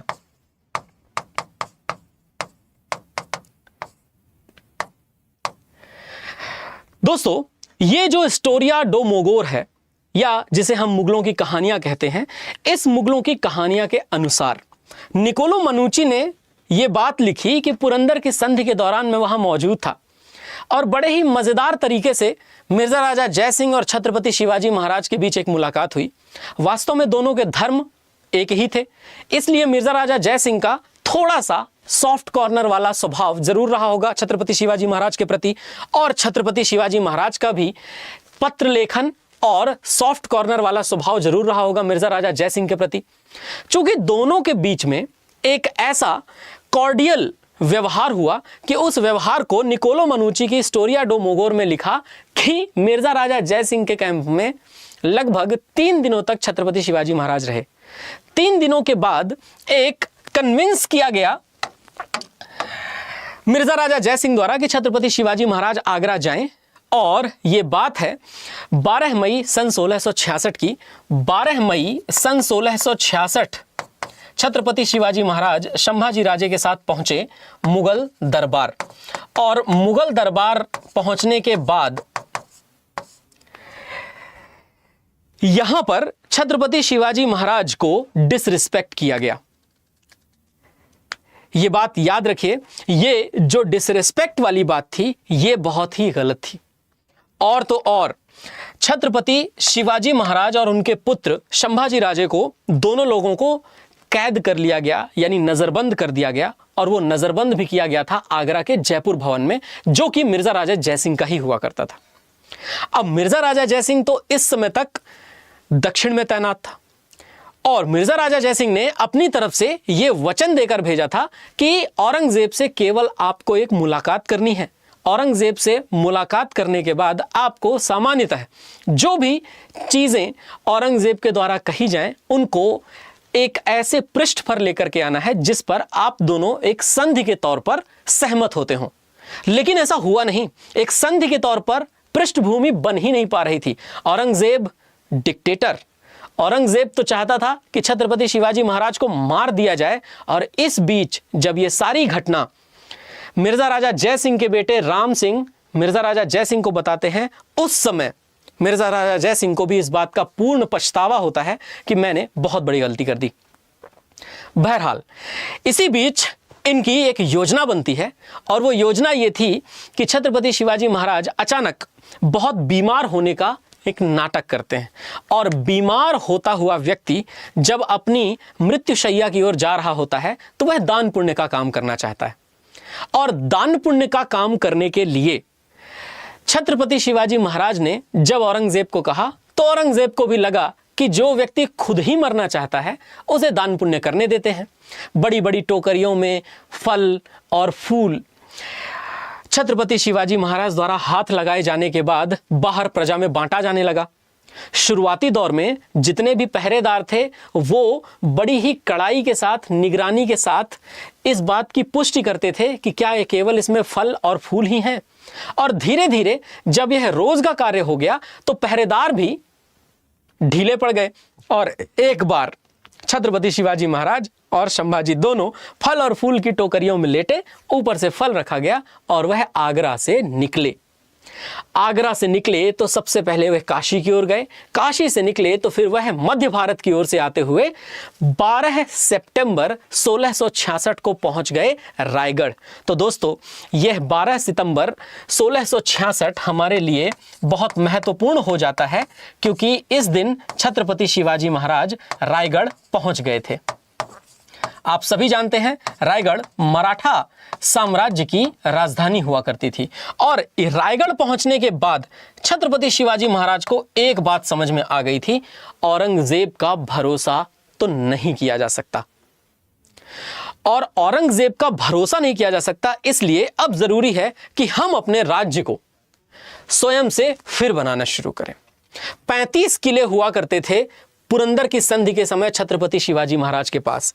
35 में से 23 किले औरंगजेब को दे दिए गए थे, 12 किले छत्रपति शिवाजी महाराज ने अपने पास रखे थे। लेकिन अब इन जितने भी दिए गए किले हैं और उन सभी के अलावा बाकी सभी किलों को जीतने का एक क्रम शुरू हुआ।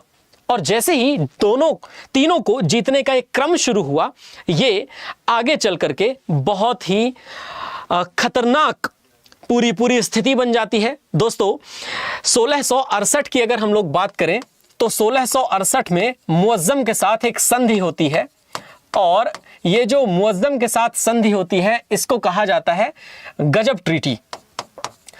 इसको बोलते हैं गजब की संधि, ट्रीटी ऑफ गजब। ये भारतीय इतिहास का एक अपने आप में बड़ा कालक्रम है। गजब की संधि हुई और इस संधि के बाद अब सबसे पहले जो हमारे सामने एक तस्वीर थी, उस तस्वीर में देखा जाए तो था कोंढाणा। आप सभी जानते हैं ना, जो कोंढाणा नाम का राज्य हुआ करता, तो कोंढाणा नाम का जो फोर्ट हुआ करता था जिसको सिंगड़ का नाम दिया गया था, ये कोंढाणा नाम का फोर्ट अथवा सिंगड़ नाम का फोर्ट सामरिक रूप से कितना ज्यादा महत्वपूर्ण था। और सामरिक रूप से महत्वपूर्ण ये जो कोंढाणा फोर्ट था, उस कोंढाणा फोर्ट को किसी भी तरह से विजित करना था। और दोस्तों यहीं एक मुहिम चलती है, जिस मुहिम को पूरा किया सूबेदार तानाजी मालुसरे। आप जानते हैं सूबेदार तानाजी मालुसरे ये कोंढाणा को जीतते हैं 4 फरवरी सन 1670 को। 4 फरवरी सन 1670 और कोंढाणा को जीता गया। हम सभी जानते हैं कोंढाणा कोई और नहीं बल्कि सिंहगढ़ ही है। सिंहगढ़ जिस पर कभी छत्रपति शिवाजी महाराज का अधिकार हुआ करता था। पुरंदर की संधि के बाद यह औरंगजेब के पास चला गया था, लेकिन 5 वर्ष नहीं लगे इस सिंहगढ़ को जीतने में। ऐसा कहा जाता है कि कोंढाणा को जब जीता गया, कोंढाणा को जीतने के क्रम में सूबेदार तानाजी मालुसरे की जान चली गई। सूबेदार तानाजी मालुसरे इस युद्ध में वीरगति को प्राप्त होते हैं और छत्रपति शिवाजी महाराज के मुख से एक शब्द निकलता है, और वह शब्द था गढ़ आयला पण सिंह गएला। गढ़ तो हमारे पास आ गया, जीत तो हम इस युद्ध को गए, लेकिन सूबेदार तानाजी मालुसरे को हमने खो दिया। सूबेदार तानाजी मालुसरे वो व्यक्तित्व है जो छत्रपति शिवाजी महाराज के लिए इस महान राष्ट्र की परिकल्पना करते हुए युद्ध भूमि में वीरगति को प्राप्त होते हैं, और युद्ध भूमि में वीरगति को प्राप्त होने वाले उन्हीं सिंह के नाम पर इन्हें सिंहगढ़ कहा जाता है।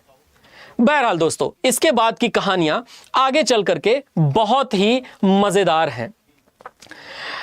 4 फरवरी 1670 को एक महीना नहीं बीता था कि 8 मार्च 1670 को एक और आक्रमण किया गया, और ये 8 मार्च 1670 का जो आक्रमण था ये किया गया पुरंदर पर। दोस्तों पुरंदर पर जब आक्रमण किया गया तो पुरंदर फोर्ट में किलेदार के रूप में मौजूद हुआ करता था नीलोपंत मजूमदार, और नीलोपंत मजूमदार को हरा करके इस पर अधिकार कर लिया गया। कोंढाणा में आप सभी लोग जानते हैं उदय भान की नियुक्ति हुआ करती थी, और उदय भान को हरा करके सूबेदार तानाजी मालुसरे इस युद्ध को जीतते हैं और अधिकार करते हैं। नीलोपंत मजूमदार को हराया जाता है छत्रपति शिवाजी महाराज द्वारा, और उसके बाद राजे कब्जा कर लेते हैं एक बार पुरंदर के किले पर भी। और उसके बाद जो इनका जो क्रम है वो क्रम तो रुकता ही नहीं। 13 अक्टूबर सन 1670 की बात की जाए तो 13 अक्टूबर सन 1670 को एक बार फिर से छत्रपति शिवाजी महाराज आक्रमण करते हैं सूरत पर, और सूरत को एक बार फिर से लूटा गया। एक बार फिर से सूरत को लूटा गया और सूरत से बाकायदा धन प्राप्त किया गया। सूरत में अंग्रेजी मुगल जितनी भी कंपनियां हुआ करती थी उन कंपनियों को भी एक बार फिर से बड़ा झटका लगा, और ऐसा कहा जाता है कि सूरत से 66 लाख रुपए लेकर के छत्रपति शिवाजी महाराज आ रहे थे, और ये 66 लाख रुपए लेकर छत्रपति शिवाजी महाराज जिस समय लौट रहे थे, इन्हें 2 व्यक्ति मिल गए, और दोनों मुगल थे। एक मुगल का नाम हुआ करता था दाऊद खां और एक मुगल का नाम हुआ करता था इनायत खां। दाऊद खां और इनायत खां के नेतृत्व वाली सेना जैसे ही छत्रपति शिवाजी महाराज को मिली, ऐसा लगा मानो किसी मक्खन के अंदर गरम छुरी को रख दिया गया हो। जिस तरह से मक्खन को गरम छुरी चीर करके आगे की तरफ बढ़ जाती है, वैसे ही दाऊद खां और इनायत खां की मुगल सेना को चीरते हुए छत्रपति शिवाजी महाराज आगे की तरफ बढ़े। और छत्रपति शिवाजी महाराज ने यहां पर जिस युद्ध को जीता, उस युद्ध को कहा जाता है वाणी डिंडोरी का युद्ध। तो दाऊद खां और इनायत खां के साथ वाणी डिंडोरी का युद्ध हुआ है और वाणी डिंडोरी के इस युद्ध में छत्रपति शिवाजी महाराज विजयी हुए हैं। इनायत खां को इलियास खां भी कहा जाता है, तो यह नाम भी जरूर याद रखिएगा। वाणी डिंडोरी के युद्ध में विजयी होने के बाद छत्रपति शिवाजी महाराज का युद्ध रथ रुका नहीं। 1671 में सलहेर, 1672 में सूरत को पुनः और 1673 में इन्होंने पन्हाला के फोर्ट पर कब्जा कर लिया। तो देखिए दोस्तों, इस तरह से ये जो क्रम है, ये क्रम काफी महत्वपूर्ण तरीके से आगे की तरफ बढ़ता है। 1671, 1672 और 1673, इस क्रम में 1671 में जैसा कि मैंने कहा, सबसे पहले इन्होंने सलहेर पर कब्जा किया। सलहेर के कब्जा करने के बाद 1672 में इन्होंने सूरत को फिर से लूटा। छत्रपति शिवाजी महाराज ने सूरत को 3 बार लूटा। और तीसरा जिसकी हम लोग बात कर रहे हैं, पन्हाला का किला। पन्हाला का किला अंततः हासिल कर लिया गया छत्रपति शिवाजी महाराज के द्वारा। और अब बात थी सन 1674 की।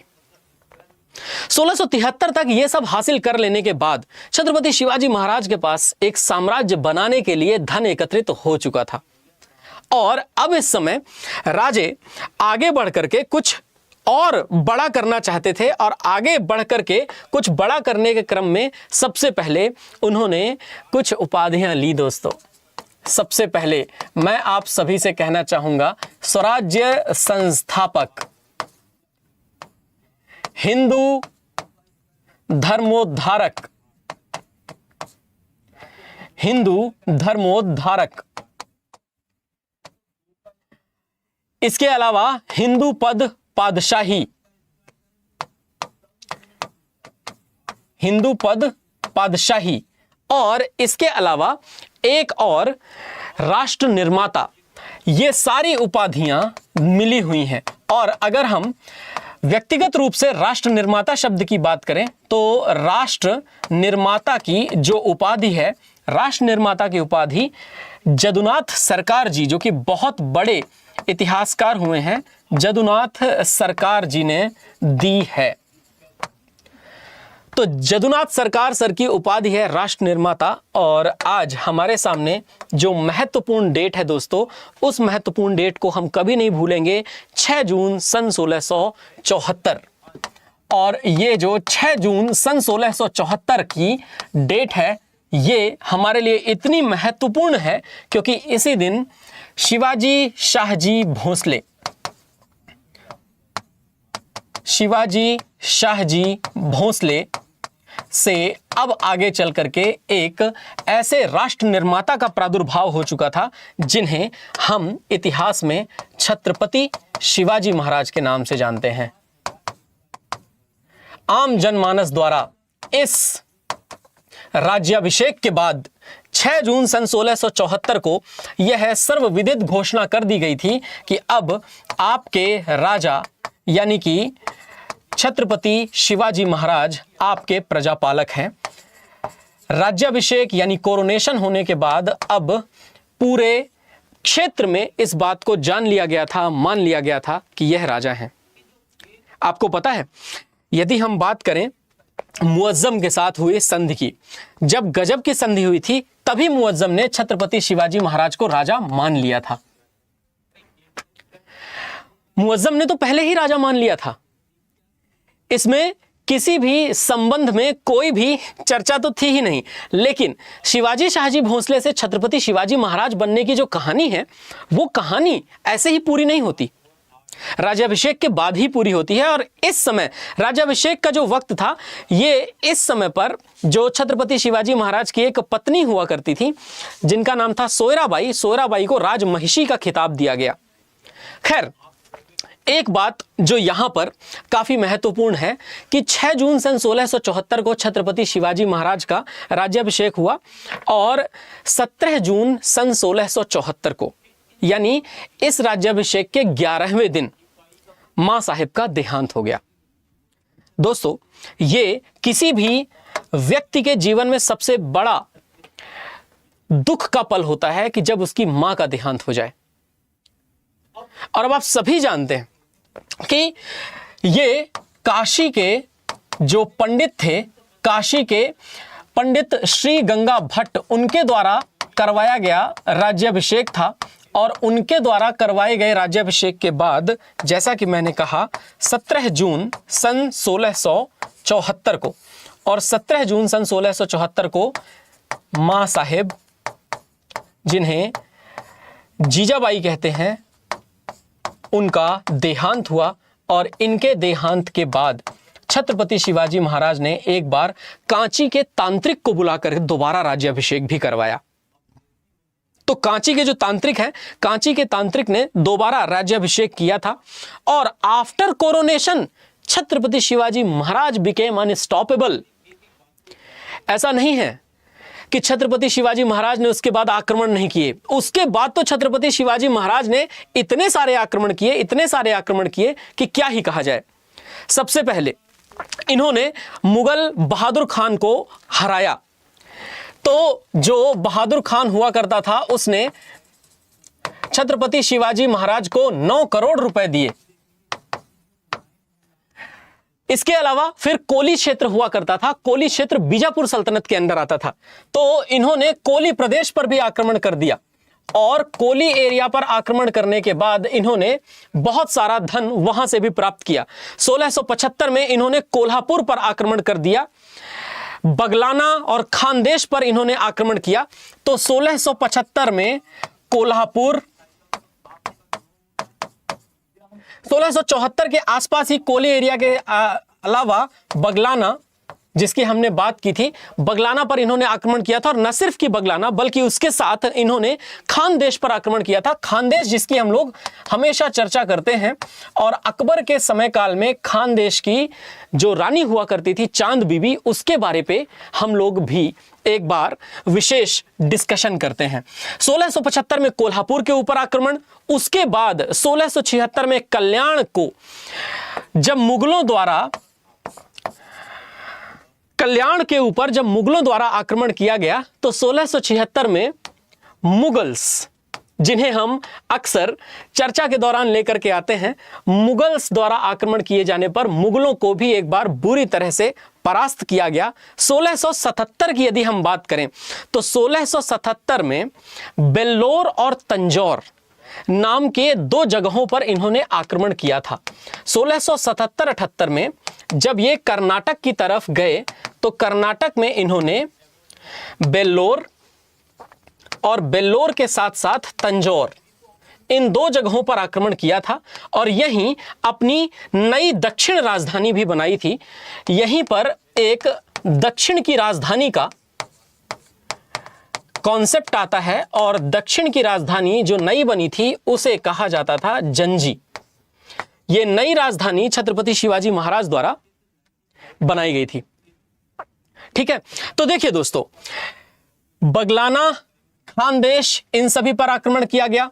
कोल्हापुर पर आक्रमण किया गया। कल्याण में जब मुगलों ने आक्रमण किया तो छत्रपति शिवाजी महाराज ने कल्याण में बुरी तरह पराजित किया। और उसके बाद 1677-78 में छत्रपति शिवाजी महाराज कर्नाटक की तरफ गए। कर्नाटक राज्य का तब तंजौर हिस्सा हुआ करता था, जो आज तमिलनाडु में है। और देखिए, जो ये तमिलनाडु का क्षेत्र है, इस तमिलनाडु के क्षेत्र तक छत्रपति शिवाजी महाराज ने अपनी पहुंच बढ़ाई। और छत्रपति शिवाजी महाराज की अपनी पहुंच के बाद एक तारीख तो ऐसी आनी ही थी। और उस तारीख को दोस्तों हम लोग जानते हैं। और वो तारीख हुआ करती थी 13 अप्रैल सन 1680। 13 अप्रैल सन 1680 यह वह तारीख है जिस दिन इस महापुरुष का देवलोक गमन हुआ। छत्रपति शिवाजी महाराज का देहांत हुआ। छत्रपति शिवाजी महाराज के देहांत के बाद उनकी पत्नी पुतलीबाई ने उनके साथ सती हो लिया। तो यहां पर जो शिवाजी राजे हैं उनका इस दुनिया से जाना होता है, या यूं कहें कि उनका देवलोक गमन हुआ। उनके देहांत के बाद इनकी जो एक पत्नी हुआ करती थी पुतलीबाई, उन्होंने इनके साथ आत्मदाह कर लिया, यानी कि छत्रपति शिवाजी महाराज के साथ सती हो गई। और छत्रपति शिवाजी महाराज की और भी पत्नियां हुआ करती थी। जैसे मैंने अभी थोड़ी देर पहले आपको चर्चा करने के दौरान ये बताया कि छत्रपति शिवाजी महाराज का जब राज्याभिषेक हुआ था, उस राज्याभिषेक के समय पर इनकी एक पत्नी हुआ करती थी जिनका नाम था सोयराबाई। और सोयराबाई को एक उपाधि दी गई थी दोस्तों, उस उपाधि को कहा जाता है राजमहिषी। तो ये राजमहिषी की उपाधि सोयराबाई को दी गई थी। एंड नाउ अब हम लोग आगे बढ़ते हैं, तो आगे बढ़ करके इतिहास के अब अन्य कालक्रमों पर पहुंचते हैं, क्योंकि एक इतिहास का महान अध्याय यहां से पूरा होता है। इतिहास के महान अध्याय के यहां से पूरा होने के बाद हम लोग यह समझ पाते हैं कि छत्रपति शिवाजी महाराज का वास्तविकता में हमारे भारत के क्षेत्र पर क्या प्रभाव रहा होगा। और यदि हम एक बार छत्रपति शिवाजी महाराज की परिकल्पना को भी देख पाएं दोस्तों, तो छत्रपति शिवाजी महाराज की परिकल्पना हमें भारत के हिस्सों में कुछ इस तरह से दिखती है। लेकिन ऐसा नहीं है। जिस समय पर छत्रपति शिवाजी महाराज हुआ करते थे, उस समय पर तो छत्रपति शिवाजी महाराज ने इन दक्षिण भारतीय क्षेत्रों को अपने कंट्रोल में रखा हुआ था। दक्षिण भारतीय क्षेत्रों को अपने कंट्रोल में रखते हुए छत्रपति शिवाजी महाराज के राज्याभिषेक के समय पर सिक्के भी जारी किए गए थे, और उनमें सोने के सिक्के भी जारी किए गए थे। एक विशेष तरह की तलवार जिससे मराठे लड़ते थे वह सीधी तलवार हुआ करती थी। आमतौर पर राजपूतों से भिन्न राजपूत थोड़ी सी कर्व वाली तलवारों से लड़ते थे, जिन्हें तलवार कहा जाता था, जबकि मराठों के जो ये सीधे तलवार होते थे इनको खंडा कहा जाता था। कालांतर में चल करके महाराजा रणजीत सिंह जो पंजाब के महाराजा हुआ करते थे, उन्होंने भी खंडा का प्रयोग किया था।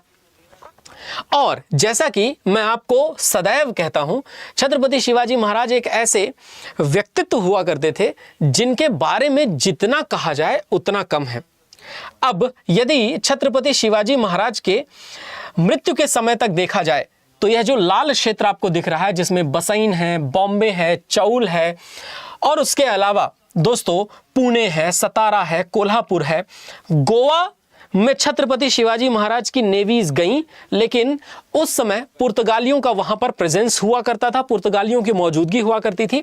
बाकी यदि आप बात करें, बीजापुर से नीचे की तरफ मराठों का क्षेत्र था, और तो और जैसा कि मैंने कहा आपको कि तंजौर की तरफ भी मराठे पहुंच चुके थे। तो ये कर्नाटक एवं तंजौर के क्षेत्रों पर भी मराठों का एक अच्छा खासा अधिकार हुआ था। आगे हम बढ़ते हैं। आगे बढ़ते हुए अब हम अगली चर्चा पर आते हैं दोस्तों, और वो अगली चर्चा हमारे लिए होगी छत्रपति शिवाजी महाराज के बाद क्या हुआ इस मराठा वंश में। इस मराठा वंश में बहुत ज्यादा बड़ा राजनीतिक उथल पुथल देखने को मिलता है हमें, जिसमें खेड़ा का युद्ध भी होता है, जिसमें कई बार ऐसी स्थितियां बनती हैं जहां पर एक व्यक्ति दूसरे व्यक्ति की जान ले लेने पर आमादा है, परंतु इस कालक्रम को बड़े ही आसान तरीके से समझा जा सकता है। अगर आप इस बड़े ही आसान तरीके से कालक्रम को समझेंगे तो आप इसे बहुत बढ़िया तरीके से जान भी पाएंगे। सबसे पहले छत्रपति शिवाजी महाराज 1674 से 1680 छत्रपति शिवाजी महाराज के रूप में शासन करते हैं और एक स्थापित राजा के रूप में शासन करते हैं। 6 सालों के शासन के बाद छत्रपति शिवाजी महाराज के जीवन काल का अंत हुआ। उस समय पर इनकी 2 पत्नियों से, सबसे पहली सोयराबाई जिनको इन्होंने राजमहिषी का खिताब दिया था, और दूसरा छत्रपति शिवाजी महाराज की एक और पत्नी सईबाई। सईबाई से जन्म हुआ संभाजी प्रथम, जिन्हें छत्रपति संभाजी महाराज कहा जाता है, छावा कहते हैं इन्हें, और इनसे इनके पुत्र हुआ करते थे छत्रपति शाहू प्रथम। दूसरा दोस्तों, अगर आप देखें तो छत्रपति शिवाजी महाराज की दूसरी पत्नी सोयराबाई और सोयराबाई से जो पुत्र थे उनका नाम था राजा राम प्रथम। राजा राम प्रथम छत्रपति बनते हैं छत्रपति संभाजी महाराज के बाद। और देखिए आप, छत्रपति संभाजी महाराज के बाद शाहू जी बहुत छोटी आयु के थे, इसलिए छत्रपति संभाजी महाराज के बाद राजा राम अगले छत्रपति के रूप में स्थापित होते हैं 1689 से लेकर के सन 1700 तक। और छत्रपति राजा राम की पत्नी का नाम हुआ करता था ताराबाई। ये जिनकी हम बात कर रहे हैं ताराबाई, ये वास्तव में हम्मीरराव मोहिते शिवाजी महाराज के सबसे बड़े मिलिट्री कमांडर की पुत्री हुआ करती थी। और छत्रपति शिवाजी महाराज के सबसे बड़े मिलिट्री कमांडर यानी कि सबसे बड़े मीर बख्शी जिसे कहते हैं मुगलों में, जिसे कहते हैं सेनाध्यक्ष की पुत्री थी, उनका विवाह छत्रपति राजा राम के साथ हुआ। छत्रपति राजा राम की एक और पत्नी हुआ करती थी ताराबाई के अलावा भी, जिनका नाम था राजसबाई। राजसबाई से जो आगे चल करके पुत्र हुए, उन्होंने कोल्हापुर से शासन किया है, उसमें संभाजी द्वितीय का नाम आता है। लेकिन संभाजी द्वितीय जिन्हें हम लोग अक्सर चर्चा के दौरान लेकर के आते हैं, ये ऐसे व्यक्तित्व हैं जिन्होंने आगे चल करके छत्रपति शाहू को ही अपना शासक माना। लेकिन यहां देखिए राजनीतिक उथल पुथल का दृश्य। 1689 से लेकर के 1700 तक छत्रपति राजाराम का शासन होता है। छत्रपति संभाजी महाराज 1680 से लेकर 1689 तक। 1680 में ही जब छत्रपति शिवाजी महाराज की मृत्यु हुई, उस समय पन्हाला के किले में ये नजरबंद हुआ करते थे। पन्हाला के किले से ये छूटे, हम्मीरराव मोहिते को इन्होंने अपनी तरफ मिला लिया। दोस्तों, ये बड़ी बात है कि छत्रपति संभाजी महाराज ने राजा बनने के पहले हम्मीरराव मोहिते, जो कि शिवाजी महाराज के टॉप जनरल हैं, उनको अपनी तरफ मिलाया, जबकि इन्हीं की पुत्री ताराबाई का विवाह छत्रपति राजाराम के साथ हुआ था। बहरहाल 1674 से 80 छत्रपति शिवाजी महाराज, 1680 से 89 छत्रपति संभाजी महाराज, 1689 से सन 1700 तक छत्रपति राजाराम प्रथम, और उसके बाद सन 1700 से लेकर के 1707 तक छत्रपति शिवाजी सेकंड, और छत्रपति शिवाजी सेकंड के बाद बड़े हो चुके होते हैं छत्रपति शाहू जी महाराज। और छत्रपति शाहू जी महाराज को एक ऐसा व्यक्ति मिलता है जिस व्यक्ति ने मराठा साम्राज्य को एक अलग दृष्टिकोण दिया। नाम हुआ करता था बालाजी विश्वनाथ पेशवा। और अब आप सोचेंगे कि बालाजी विश्वनाथ पेशवा का इतना बड़ा नाम क्यों?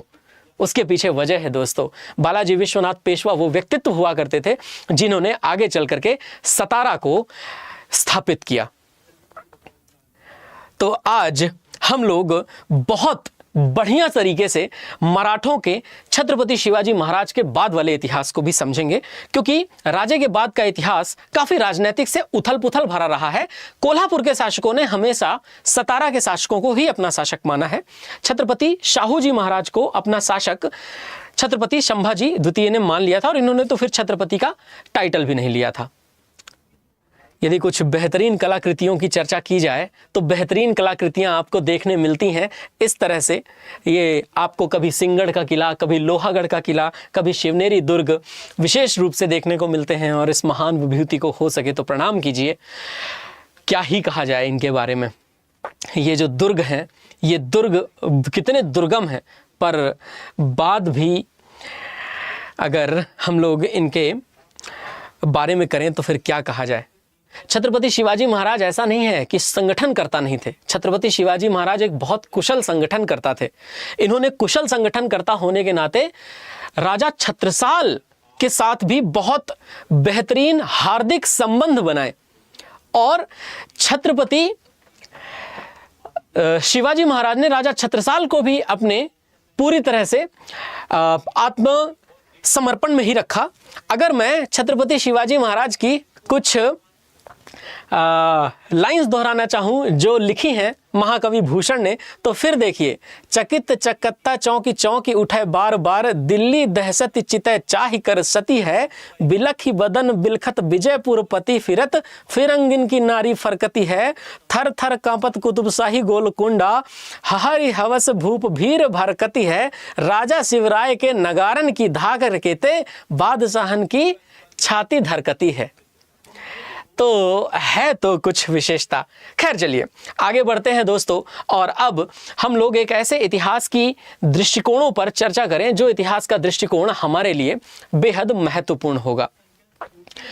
अब तक यदि आपको यह सेशन शानदार लगा है तो एक बार हमारे इस परिवार से जुड़ जाइए और चैनल को सब्सक्राइब ज़रूर कर लीजिएगा। आगे बढ़ते हैं, और आगे बढ़ते हुए अब हम लोग मराठा साम्राज्य के बारे में बहुत सी चीज़ें जानना शुरू कर देंगे। मराठा साम्राज्य में छत्रपति शिवाजी महाराज के बाद एक युद्ध ज़रूर हुआ है, और वो युद्ध वास्तविकता में अगर सामान्य भाषा में कहें तो वो युद्ध था एक तरीके से उत्तराधिकार का। हमेशा उत्तराधिकार के युद्ध चले हैं, और उत्तराधिकार के युद्धों में फिर जो जीता वही सिकंदर। उत्तराधिकार के युद्ध में जैसा कि मैंने आपको कहा, छत्रपति शिवाजी महाराज के बाद बहुत सारी राजनीतिक उथल पुथल का शिकार ये मराठा साम्राज्य रहा। और अगर हम मराठा साम्राज्य के केवल शासन की ही बात करें तो उत्तराधिकार के युद्ध में छत्रपति शिवाजी के छोटे पुत्र हुआ करते थे राजा राम, उनको पराजित किया था संभाजी महाराज ने। संभाजी महाराज ने एक कवि को अपने साथ लिया जिनका नाम हुआ करता था कवि कलश। याद रखिएगा, कवि जो कलश हुआ करते थे, कवि कलश थे कन्नौज के, और कन्नौज के इस कवि कलश को भी पकड़ लिया गया था औरंगजेब की सेना द्वारा। औरंगजेब की सेना द्वारा पकड़ करके छत्रपति संभाजी महाराज को संगमेश्वर के पास मार डाला गया था 1689 में। जैसे ही संगमेश्वर के पास 1689 में मृत्यु हुई संभाजी महाराज के बाद, फिर उत्तराधिकार का संघर्ष हुआ। और अगर उत्तराधिकार के संघर्षों की आप बात करते हो ना, तो उत्तराधिकार का संघर्ष बहुत बड़ा रहा। अगर आप देखें कि 18वीं शताब्दी की शुरुआत में बहुत सारी लड़ाइयाँ हुई।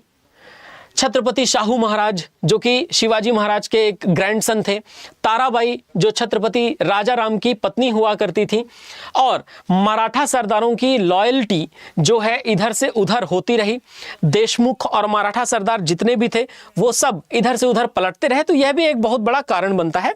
लेकिन छत्रपति शिवाजी महाराज के दौरान जो चीज़ें हमारे सामने रखी जाती हैं वो वास्तविकता में बड़ी महत्वपूर्ण है। सबसे पहले मैं ये कहना चाहूँगा कि छत्रपति शिवाजी महाराज के अगर आप प्रशासन को देखें तो उनकी प्रशासनिक नीतियां अष्टप्रधान यानी 8 प्रमुख लोगों के विचार और 8 प्रमुख लोगों के नीतियों पर आधारित हुआ करती थी। यदि हम बात करें, पेशवा प्राइम मिनिस्टर हुआ करते थे, बाद में पेशवाओं ने अपना एक अलग अधिकार स्थापित किया। सरे नौबत जिन्हें कहते हैं वो सेनापति हुआ करते थे। अमात्य जिन्हें कहते हैं पंत और मजूमदार वो अकाउंटेंट जनरल यानी कि महालेखाकार हुआ करते थे। वकनवीस मिनिस्टर्स होते थे जो गुप्तचर भी होते थे, इंटेलिजेंस विभाग में भी होते थे, एवं कई सारे घरेलू मामलों के मंत्री भी हुआ करते थे। यदि हम बात करें शुरनवीस की, जिन्हें चिटनीस कहा जाता था, वह सचिव थे, वो पत्राचार का पूरा विभाग संभालते थे। सुमंत की बात करें तो दबीर समारोहों के मास्टर हुआ करते थे। न्यायाधीश न्याय के लिए और पंडित राव दान और धार्मिक प्रशासन के लिए स्थापित किए गए थे। आप सभी जानते हैं कि इन्हें सद्र कहा जाता था। इसके अलावा दोस्तों काठी नामक एक मापक छड़ से भूमि की माप की जाती थी। तो काठी एक इकाई लाई गई थी जिस इकाई के तहत भूमि को मापा जाता था शिवाजी महाराज के एडमिनिस्ट्रेशन के दौरान। और याद रखिएगा 3 तरीके से कैटेगरी बांटी गई थी। एक तो धान के खेत, और दूसरा गार्डन लैंड्स जिन्हें कहा जाएगा बगीचे की भूमि, और तीसरा था पहाड़ी रास्ते। राजस्व अलग तरीके से लिया जाता था। नए टैक्स इंट्रोड्यूस किए गए थे दोस्तों। नए टैक्सेस में से चौथ और सरदेशमुखी ये 2 टैक्स थे। अब जिन मराठा क्षेत्रों पर मराठे अपना अधिकार कहते हैं और वो मराठों के आक्रमण से बचना चाहते हैं, तो अपने भूमि राजस्व का 1/4 भाग मराठों को दे दें। जो टोटल लैंड रेवेन्यू है वो टोटल लैंड रेवेन्यू का 1/4 मराठा साम्राज्य को देना पड़ेगा। दूसरी बात, सरदेशमुखी एडिशनल 1/10 टैक्स हुआ करता था जिसमें मराठा अपना हेरिडेटरी राइट्स मानते थे। मराठा ये कहते थे कि इस पर हमारा अधिकार है। अच्छा, इसके अलावा भी दोस्तों ऐसा नहीं है कि छत्रपति शिवाजी महाराज की सेना अच्छे तरह से संगठित नहीं थी। बहुत बेहतरीन तरीके से संगठित सेना के मुखिया हुआ करते थे छत्रपति शिवाजी महाराज। सैन्य प्रतिभा के तो धनी व्यक्तित्व थे ये, और इनकी सेना बहुत ही शानदार तरीके से संगठित थी। 30,000 से लेकर के 40,000 तक की अश्वारोही सेना हवलदारों द्वारा सुपरवाइज की जाती थी और इनको फिक्स सैलरीज दी जाती थी। सिलहदार जिन्हें कहा जाता है वह सिलहदार रईसों द्वारा बनाए गए थे, और मिलिट्री पॉलिसी पैदल सेना मावली कहलाते थे। इसमें पैदल सैनिकों की महत्वपूर्ण भूमिका हुआ करती थी। छत्रपति शिवाजी महाराज को भारतीय नौसेना का जनक कहा जाता है दोस्तों। ये अपने आप में एक बहुत बड़ा उदाहरण है, ये अपने आप में एक बहुत बड़ी बात है। छत्रपति शिवाजी महाराज हैं जनक इस भारतीय नौसेना के। बहरहाल दोस्तों, हम आगे की ओर बढ़ें तो आगे की ओर बढ़ते हुए अब पहुंचते हैं छत्रपति शाहू जी महाराज पर। पेशवा काल की शुरुआत तब हुई जब छत्रपति शाहू जी महाराज ने 1713 में बालाजी विश्वनाथ को पेशवा नियुक्त किया, और 1714 में बालाजी विश्वनाथ ने कान्होजी आंग्रे के साथ मिलकर के लोनावला की संधि की, और बाद में छत्रपति शाहू को छत्रपति के रूप में स्वीकार कर लिया गया। मतलब किसी भी व्यक्ति को यदि अपना स्थापत्य, यदि अपनी स्थापना के बारे में किसी को बताना है तो उसे यह कार्य तो करना ही पड़ेगा। बहरहाल मराठा साम्राज्य धीरे धीरे एक बार फिर बालाजी विश्वनाथ की सूझबूझ के तले बढ़ने लगा था। 1719 आते आते बालाजी विश्वनाथ मुगल सम्राट फारूक सियार से महत्वपूर्ण अधिकार प्राप्त करते हैं, और फारूक सियार भी छत्रपति शाहू जी महाराज को एक राजा के रूप में स्वीकार करता है। बालाजी विश्वनाथ एक छोटे राजस्व के अधिकारी के तौर पर, लेकिन उसके बाद सबसे महत्वपूर्ण पहले मराठे पेशवा के रूप में ये बनते हैं। लेकिन उसके बाद बालाजी विश्वनाथ का पुत्र पेशवा बाजीराव प्रथम, पेशवा बाजीराव प्रथम वो व्यक्तित्व हुआ करता था जो 20 वर्ष की उम्र में पेशवा बना, जिसका जन्म हुआ था सन 1700 में और 1741 में देहांत भी।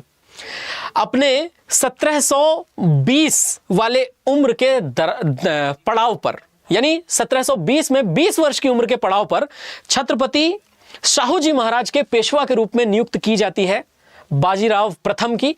और बाजीराव प्रथम अपने आप में महान नेतृत्वकर्ता, बहुत ही छोटी उम्र में पेशवा बने और मराठा शक्ति अपने चरम पर पहुंच गई। एक ऐसा मराठा सरदारों के बीच में संघ की स्थापना जिसमें प्रत्येक सरदार को अपने निर्दिष्ट क्षेत्र पर स्वतंत्र रूप से शासन करने की स्वायत्तता है, ये आगे चल करके बाजीराव प्रथम को महान बनाती है।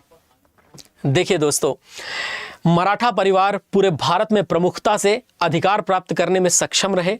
बड़ौदा में गायकवाड़, नागपुर में भोंसले, इंदौर में होलकर, ग्वालियर में सिंधिया, पूना में पेशवा इत्यादि इत्यादि। पंवार भी पहुंचे जो कि धार में मौजूद थे। पेशवा बाजीराव के समय 40 से ज्यादा युद्ध लड़े गए और 40 के 40 युद्धों में पेशवा बाजीराव प्रथम विजयी रहे। याद रखिए, इन्होंने जो मुख्य युद्ध लड़े हैं उनमें से बैटल ऑफ पालखेड़ा सन 1728 में, जिसके बाद एक संधि हुई जिसे कहा जाता है मुंगी शिवगांव की संधि। दोस्तों, आप लोगों ने एक मूवी भी देखी होगी और उस मूवी में मुंगी शिवगांव की संधि का एक बड़ा उल्लेख किया गया है। पंत आते हैं और पंत आने के बाद एक बहुत विशेष बात बताते हैं छत्रपति शाहू जी महाराज के पेशवा बाजीराव प्रथम को, और पंत कहते हैं कि देख रहे हैं श्रीमंत, कैसे दक्षिण का निजाम अपने फन फैला करके बैठा है मराठाओं को काटने। बाजीराव प्रथम कहते हैं निश्चिंत रहिए पंत, हर फैसला युद्ध लड़के ही नहीं होता, कई बार तलवार से ज्यादा धार चलाने वाले की सोच में होनी चाहिए। और तलवार से ज्यादा धार चलाने वाले की सोच में जहां निजाम को आउटक्लास कर दिया जाता है, जहां निजाम को उसके घुटनों पर ला दिया जाता है, वो पालखेड़ा का युद्ध है 1728। और इसी के बाद होती है मुंगी शिवगांव की संधि। मुंगी शिवगांव की संधि, और मुंगी शिवगांव की संधि के बाद दोस्तों निजाम पूरी तरह से आत्मसमर्पण कर देते हैं। निजाम के आत्मसमर्पण के बाद जो रहा सहा किसी और में दम था वह भी लगभग खत्म होने लगा।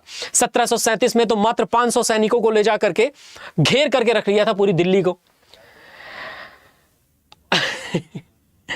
मोहम्मद शाह रंगीला को भी लगा होगा कि दिल्ली तो अब अपने हाथ से गई। बैटल ऑफ भोपाल 1737 में ही हुआ और बैटल ऑफ भोपाल में दिल्ली से लौट करके घेर करके रख लिया था निजाम और उसकी सेना को। तो बाजीराव प्रथम अपने आप में बहुत ही बेहतरीन योद्धा हुआ करते थे, इसकी तो कोई बात ही नहीं है। फिर उसके बाद अगले पेशवा बनते हैं 1740 में, जिनका नाम हुआ करता था बालाजी बाजीराव। और बालाजी बाजीराव जिनकी हम लोग बात करते हैं 1740 से 1761 तक, इनको नाना साहिब कहा जाता है। नाना साहिब एक पेशवा के तौर पर रहे और यह बात याद रखिएगा, इन्होंने कृषि का समर्थन किया, स्थानीय आबादी की रक्षा की, क्षेत्र में स्थितियों में बहुत सुधार किए। 1752 में पेशवा ने उत्तर पश्चिमी प्रांतों से चौथ और आगरा और अजमेर से कुल राजस्व एकत्र करने के बदले में मुगल साम्राज्य से रक्षा करने पर सहमति व्यक्त कर दी। और चूंकि मुगल साम्राज्य की रक्षा करने की सहमति अगर बालाजी बाजीराव ने कह दी तो ये अपने आप में एक बहुत ही खतरनाक सिचुएशन बन गई थी। ये खतरनाक सिचुएशन इसलिए बनी क्योंकि जब अहमद शाह अब्दाली ने भारत पर आक्रमण किया तो अहमद शाह अब्दाली के भारत में आक्रमण करने के समय पर स्थितियां बहुत ही अलग हो चुकी थी। थर्ड बैटल ऑफ पानीपत जिसे कहा जाता है दोस्तों, और इसमें दो लोगों का, एक विश्वासराव और दूसरा सदाशिवराव। सदाशिवराव जिन्हें भाऊ के नाम से जाना जाता था, सदाशिवराव भाऊ और विश्वासराव, और यह युद्ध होता है अहमद शाह अब्दाली के बीच।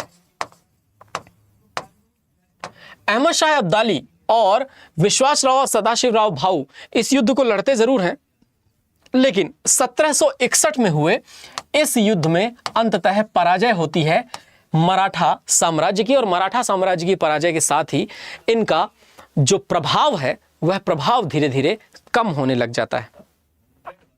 जैसे ही मराठों का प्रभाव कम हुआ, मराठों के प्रभाव तीसरे बैटल ऑफ पानीपत से धीरे धीरे भारत में सत्ता के समीकरण बदलने ही लगे और भारत ने धीरे धीरे देखा कि ब्रिटिश साम्राज्य मजबूत होने लगा। जब हम ब्रिटिश साम्राज्य के मजबूत होने की बात कर रहे हैं, उस समय पर पेशवा पूना में, सिंधिया शुरुआती दौर में उज्जैन, बाद में ग्वालियर, गायकवाड़ बड़ौदा, भोंसले नागपुर, होलकर इंदौर और पवार धार पर अधिकार कर चुके थे। बालाजी विश्वनाथ की अगर हम लोग बात करें तो यहीं से पेशवा का पद पूरी तरह से हेरिडेटरी हो जाता है। बाजीराव प्रथम की बात करें तो बाजीराव प्रथम 1720 से लेकर के 1740 तक शासक रहते हैं।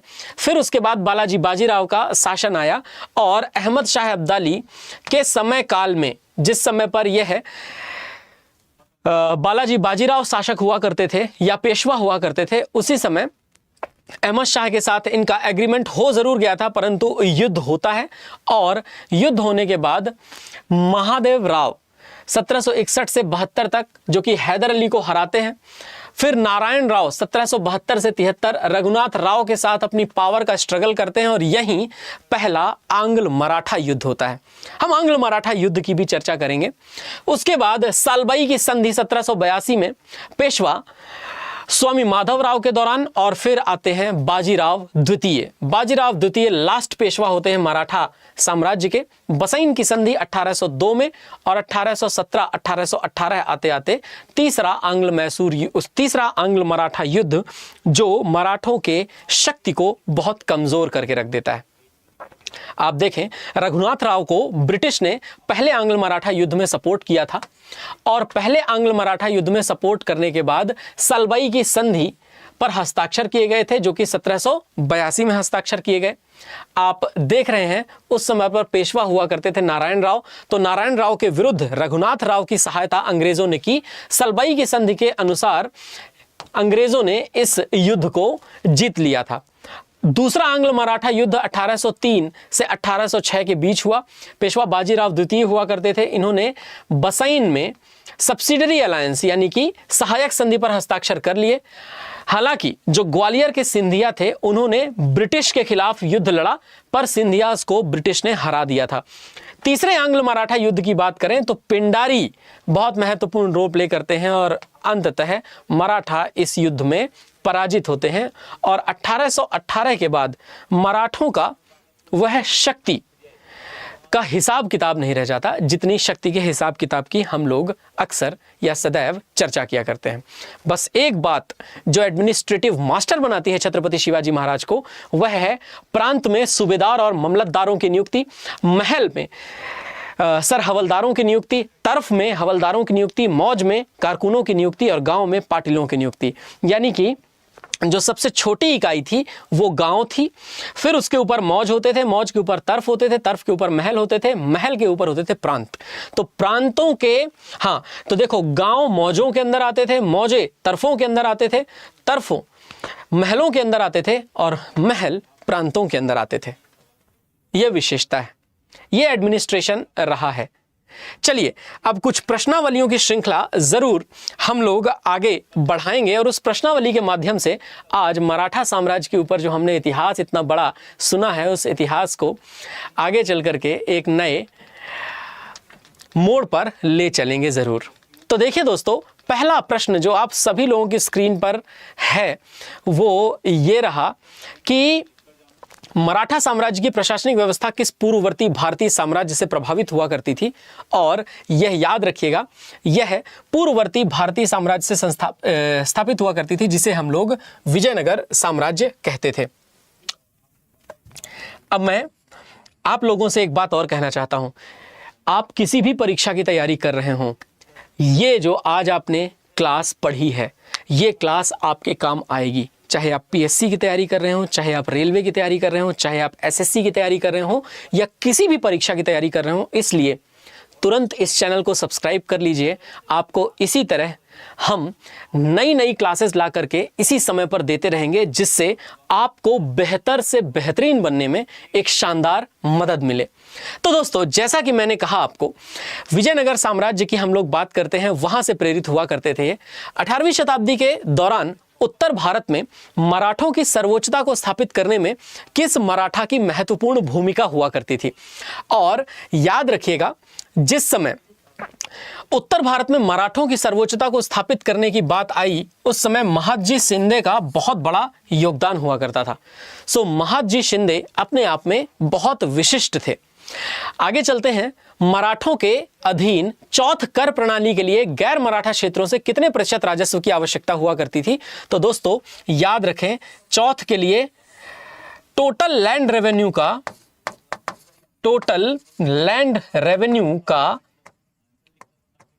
1/4 हुआ करता था। और टोटल लैंड रेवेन्यू का 1/4 कहने का मतलब यह कि 25% याद रखेंगे। आगे चला जाए, आगे चलकर एक और प्रश्न है, मराठा नौसेना के बारे में निम्नलिखित में से कौन सा कथन सही है। इसकी कमान क्या तानाजी मालुसरे के पास थी? इसने पुर्तगालियों के खिलाफ अरब सागर पर अपना दबदबा बनाया? संसाधनों की कमी के कारण यह अप्रभावी था? या छत्रपति शिवाजी महाराज ने नौसेना शक्ति को प्राथमिकता नहीं दी? बिल्कुल ये सही आंसर है कि इसने पुर्तगालियों के खिलाफ अपना दबदबा बनाया और पुर्तगाली डरते थे कि कहीं ऐसा ना हो कि पुर्तगालियों के साथ साथ मराठा पूरे इस क्षेत्र को ही साफ कर दे। आगे, मराठों ने किस कारण से गुरिल्ला युद्ध को अपनी प्राथमिक रणनीति के रूप में अपनाया? Marathas adopted guerrilla warfare as their primary tactics due to which of the following factors? And the correct answer is because of the all of the above. यानी कि lack of man power compare to Mughals, मुगलों की तुलना में जनशक्ति की कमी तो थी ही मराठों के पास। दूसरा, दक्षिण के पठार का भूभाग टेरेन था। और सोचिए, यदि आपको नेचुरल डिफेंस मिले तो आप महाराणा प्रताप या छत्रपति शिवाजी महाराज बन सकते हैं। जब आपको नेचुरल डिफेंस ही नहीं मिलेगा तो आपको मजबूरन राजा मान सिंह बनना पड़ेगा।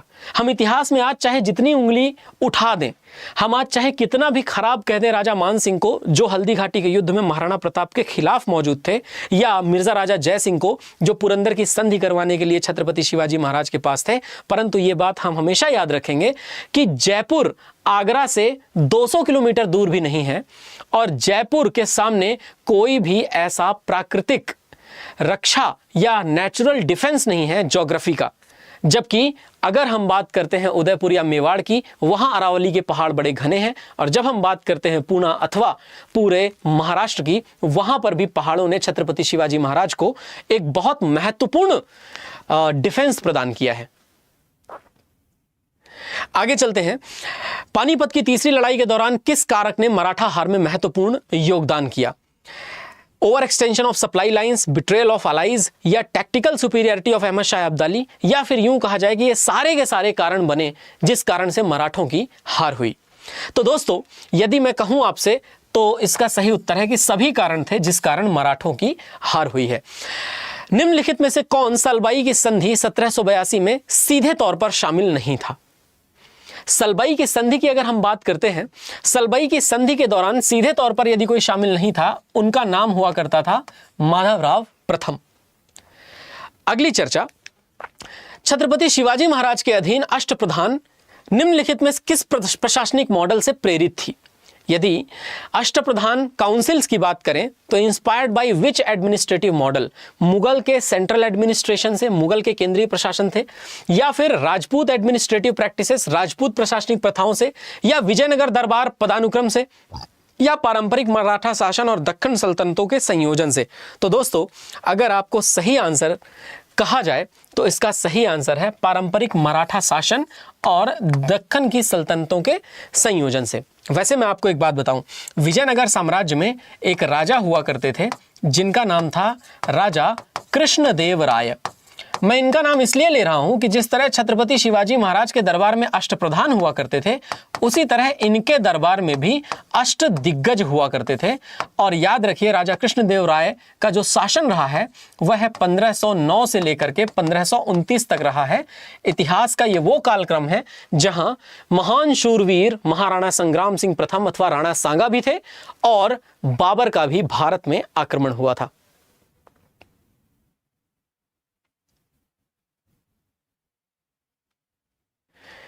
आगे बढ़ें। चलिए आगे चल करके दोस्तों, प्रतापगढ़ की प्रसिद्ध लड़ाई जो 1659 में हुई, मराठा इतिहास में एक महत्वपूर्ण मोड़ के तौर पर थी। और इसके महत्वपूर्ण मोड़ के तौर पर क्यों थी? तो याद रखिए, इसने छत्रपति शिवाजी महाराज को एक नेता के रूप में चिन्हित किया था। नेता के रूप में छत्रपति शिवाजी महाराज का अपने आप में एक स्थापना कह सकते हैं। अगली चर्चा है, शिवाजी राजे ने अपने राज्य को मजबूत करने के लिए रणनीतिक रूप से निम्नलिखित में से किस किले का निर्माण या पुनर्निर्माण किया था? तो अपने आप को मजबूत करने के लिए रायगढ़ और प्रतापगढ़ जैसे फोर्ट को बहुत बढ़िया तरीके से निर्मित किया, और रायगढ़ और प्रतापगढ़ जैसे फोर्ट छत्रपति शिवाजी महाराज के द्वारा स्थापित किए गए थे।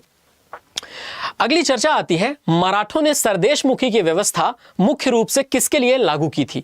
जागीरदारों पर शासन करने के लिए, अतिरिक्त 10% कर एकत्र करने के लिए, सशस्त्र बलों को विनियमित करने के लिए, या स्थानीय शासकों के साथ गठबंधन स्थापित करने के लिए? और इसका सही उत्तर है अतिरिक्त 10% कर एकत्रित करने के लिए यह काम किया गया था। आगे चलें। बाजीराव प्रथम ने अपनी सैन्य प्रतिभा का प्रदर्शन करते हुए हैदराबाद के निजाम को किस युद्ध में हराया था? और हैदराबाद के निजाम को जिस युद्ध में बाजीराव प्रथम ने अपनी सैन्य प्रतिभा का प्रदर्शन करते हुए हराया था, उसका सही उत्तर है पालखेड़ा की लड़ाई, जो कि हुई थी सन 1728 में, और इसके बाद मुंगी शिवगांव की संधि पर हस्ताक्षर हुए थे।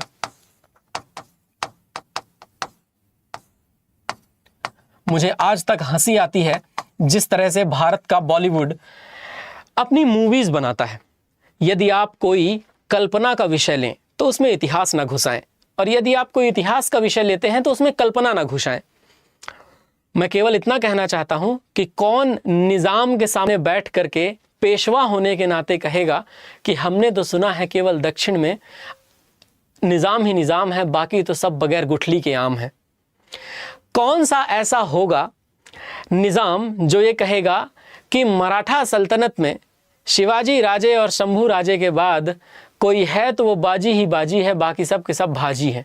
इस तरह के छपरी छाप डायलॉग्स जो हम लोगों ने सुने हैं उस मूवी में, ये मुंगी शिवगांव की संधि के दौरान तो कतई नहीं कहे गए होंगे, और मेरे ख्याल से आपको भी मेरी बात से सहमति होगी। सन 1674 में छत्रपति शिवाजी महाराज का राज्याभिषेक किसका प्रतीक था? मुगलों से मराठा स्वतंत्रता की स्थापना का प्रतीक था ये, या फिर ये बीजापुर सल्तनत के पतन का प्रतीक था, या फिर एक नई प्रशासनिक व्यवस्था की शुरुआत, या फिर भारत के एक दैवीय शासक के रूप में उनका दावा? तो देखिए, ऑनेस्टली अगर कहा जाए तो मुगलों से मराठा की स्वतंत्रता, छत्रपति शिवाजी महाराज ने अपने आप को देवता कभी नहीं कहा, और ना वो देवता हैं। छत्रपति शिवाजी महाराज एक देवता नहीं, एक महापुरुष थे, जिनके बारे में हम अक्सर या सदैव चर्चा करते हैं दोस्तों। अगली चर्चा है, बसईन की संधि 1802 में हुई एंग्लो मराठा वार्ता में किस मराठा नेता ने महत्वपूर्ण भूमिका निभाई थी?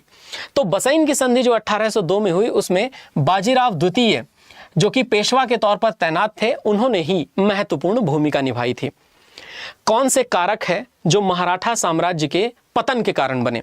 आंतरिक विभाजन और कमजोर नेतृत्व, यानी internal divisions and weak leadership, या फिर rise of British power in India, या फिर economic strain due to continuous wars, या फिर सारे के सारे ही इसके कारण बनते हैं। और वास्तविकता में सही अगर हम देखें तो उत्तर हो जाएगा उपरोक्त सभी, जिन्होंने मराठा की शक्तियों को कम किया। प्रश्न आता है हमारे सामने कि छत्रपति की उपाधि सबसे पहले शिवाजी ने अपने ऊपर किस बात का जोर देने के लिए धारण की थी? The title Chhatrapati was first assumed by Shivaji to emphasise on which part?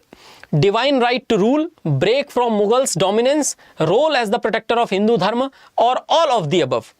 तो वैसे छत्रपति का मतलब होता है जो एक छत्र के रूप में हमें संभाल करके रखे, और वास्तविकता में ये सभी के सभी जो क्वालिटीज थे, ये सभी के सभी क्वालिटीज छत्रपति शिवाजी महाराज के अंदर थे। निम्नलिखित में से यूरोपीय शक्तियों में किसने एंग्लो मराठा युद्धों के दौरान अंग्रेजों के खिलाफ मराठों का समर्थन किया था?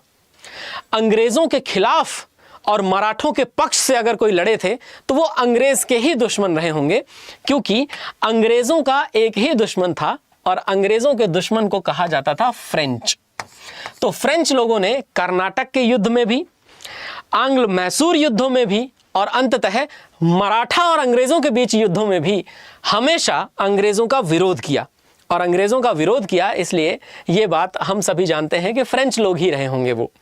मराठा संघ को निम्नलिखित में से किस नेता के अधीन औपचारिक रूप दिया गया था? वैसे आप सभी को पता है कि एक औपचारिक रूप दिया जाए, मराठा कन्फेडरेसी की बात की जाए तो मराठा कन्फेडरेसी को 1719 में एक औपचारिक रूप दिया गया था, और आप सभी जानते हैं इसे मुगल शासक ने दिया था, जिसका नाम हुआ करता था फारूक सियार। और हमने यह जब पढ़ा तो फारूक सियार को पढ़ते हुए 1719 में हमें याद आए बालाजी विश्वनाथ, जो कि पहले पेशवा हुआ करते थे। आगे चला जाए तो अगली चर्चा है, मराठा साम्राज्य के व्यवहारिक या व्यापारिक संबंध मुख्य रूप से किस यूरोपीय औपनिवेशिक शक्ति के साथ संघर्ष के दौरान बाधित हुए थे? अगर हम मराठा एम्पायर के ट्रेड रिलेशंस की बात करें तो ये प्राइमरली डिसरप्ट हुए थे कन्फ्लिक्ट विथ पोर्टुगीज। ये जो पुर्तगाली थे ये लड़ रहे थे मराठों से, इस वजह से ये डिसरप्ट हुए। बाद में पुर्तगालियों ने तो आत्मसमर्पण ही कर दिया। अगली चर्चा है हमारे सामने, अगली चर्चा है किस मराठा सेनापति ने मुगल सम्राट शाह आलम द्वितीय को दिल्ली की गद्दी पर पुनः स्थापित करने में महत्वपूर्ण भूमिका निभाई? और यदि हम शाह आलम द्वितीय की बात करें तो शाह आलम द्वितीय महादजी शिंदे जिस समय नॉर्थ इंडिया में तैनात थे उसी समय पर हुआ करता था। तो यह भी एक विशिष्ट बात है। चलिए, तो ये 20 प्रश्न जो आज हमने किए हैं, ये 20 प्रश्न आज आप लोगों के लिए कैसे हैं बताइएगा ज़रूर दोस्तों। और ये क्लास के लिए मैंने विशेषतः एक बार फिर से पुनः तैयारी की, और मैं इस तरह से आप सभी के सामने बाकायदा अपने पॉइंट टू पॉइंट सभी नोट्स को लेकर के आया, जिससे आपके लिए एक भी डेट गलती से भी न मिस होने पाए। और ये मेहनत केवल आपके लिए है, तो मैं चाहता हूँ कि आप इस परिवार से जुड़ें और अपने मन से जुड़ें, जो हमारा एक आग्रह होता है, विनम्र आग्रह होता है आप सभी से, तो चैनल को सब्सक्राइब ज़रूर कीजिएगा। और किसी भी तरह की समस्या यदि आपको general studies, science, history, geography, polity, economics, physics, chemistry, bio, current affairs, be any subject, मैं हमेशा हूँ आपके साथ। रीजनिंग में साहिल तिवारी सर आपके साथ हैं, आप लोग जानते ही हैं। और कल रात जो उनकी क्लास हुई है वो आप लोगों ने की और वो धमाल है। तो शाम 7 से 9 साहिल तिवारी सर की क्लास में भी जुड़ना है ही आपको। तो धन्यवाद दोस्तों, ख्याल रखिए। जय हिंद, जय भारत, जय शिवाजी, जय भवानी।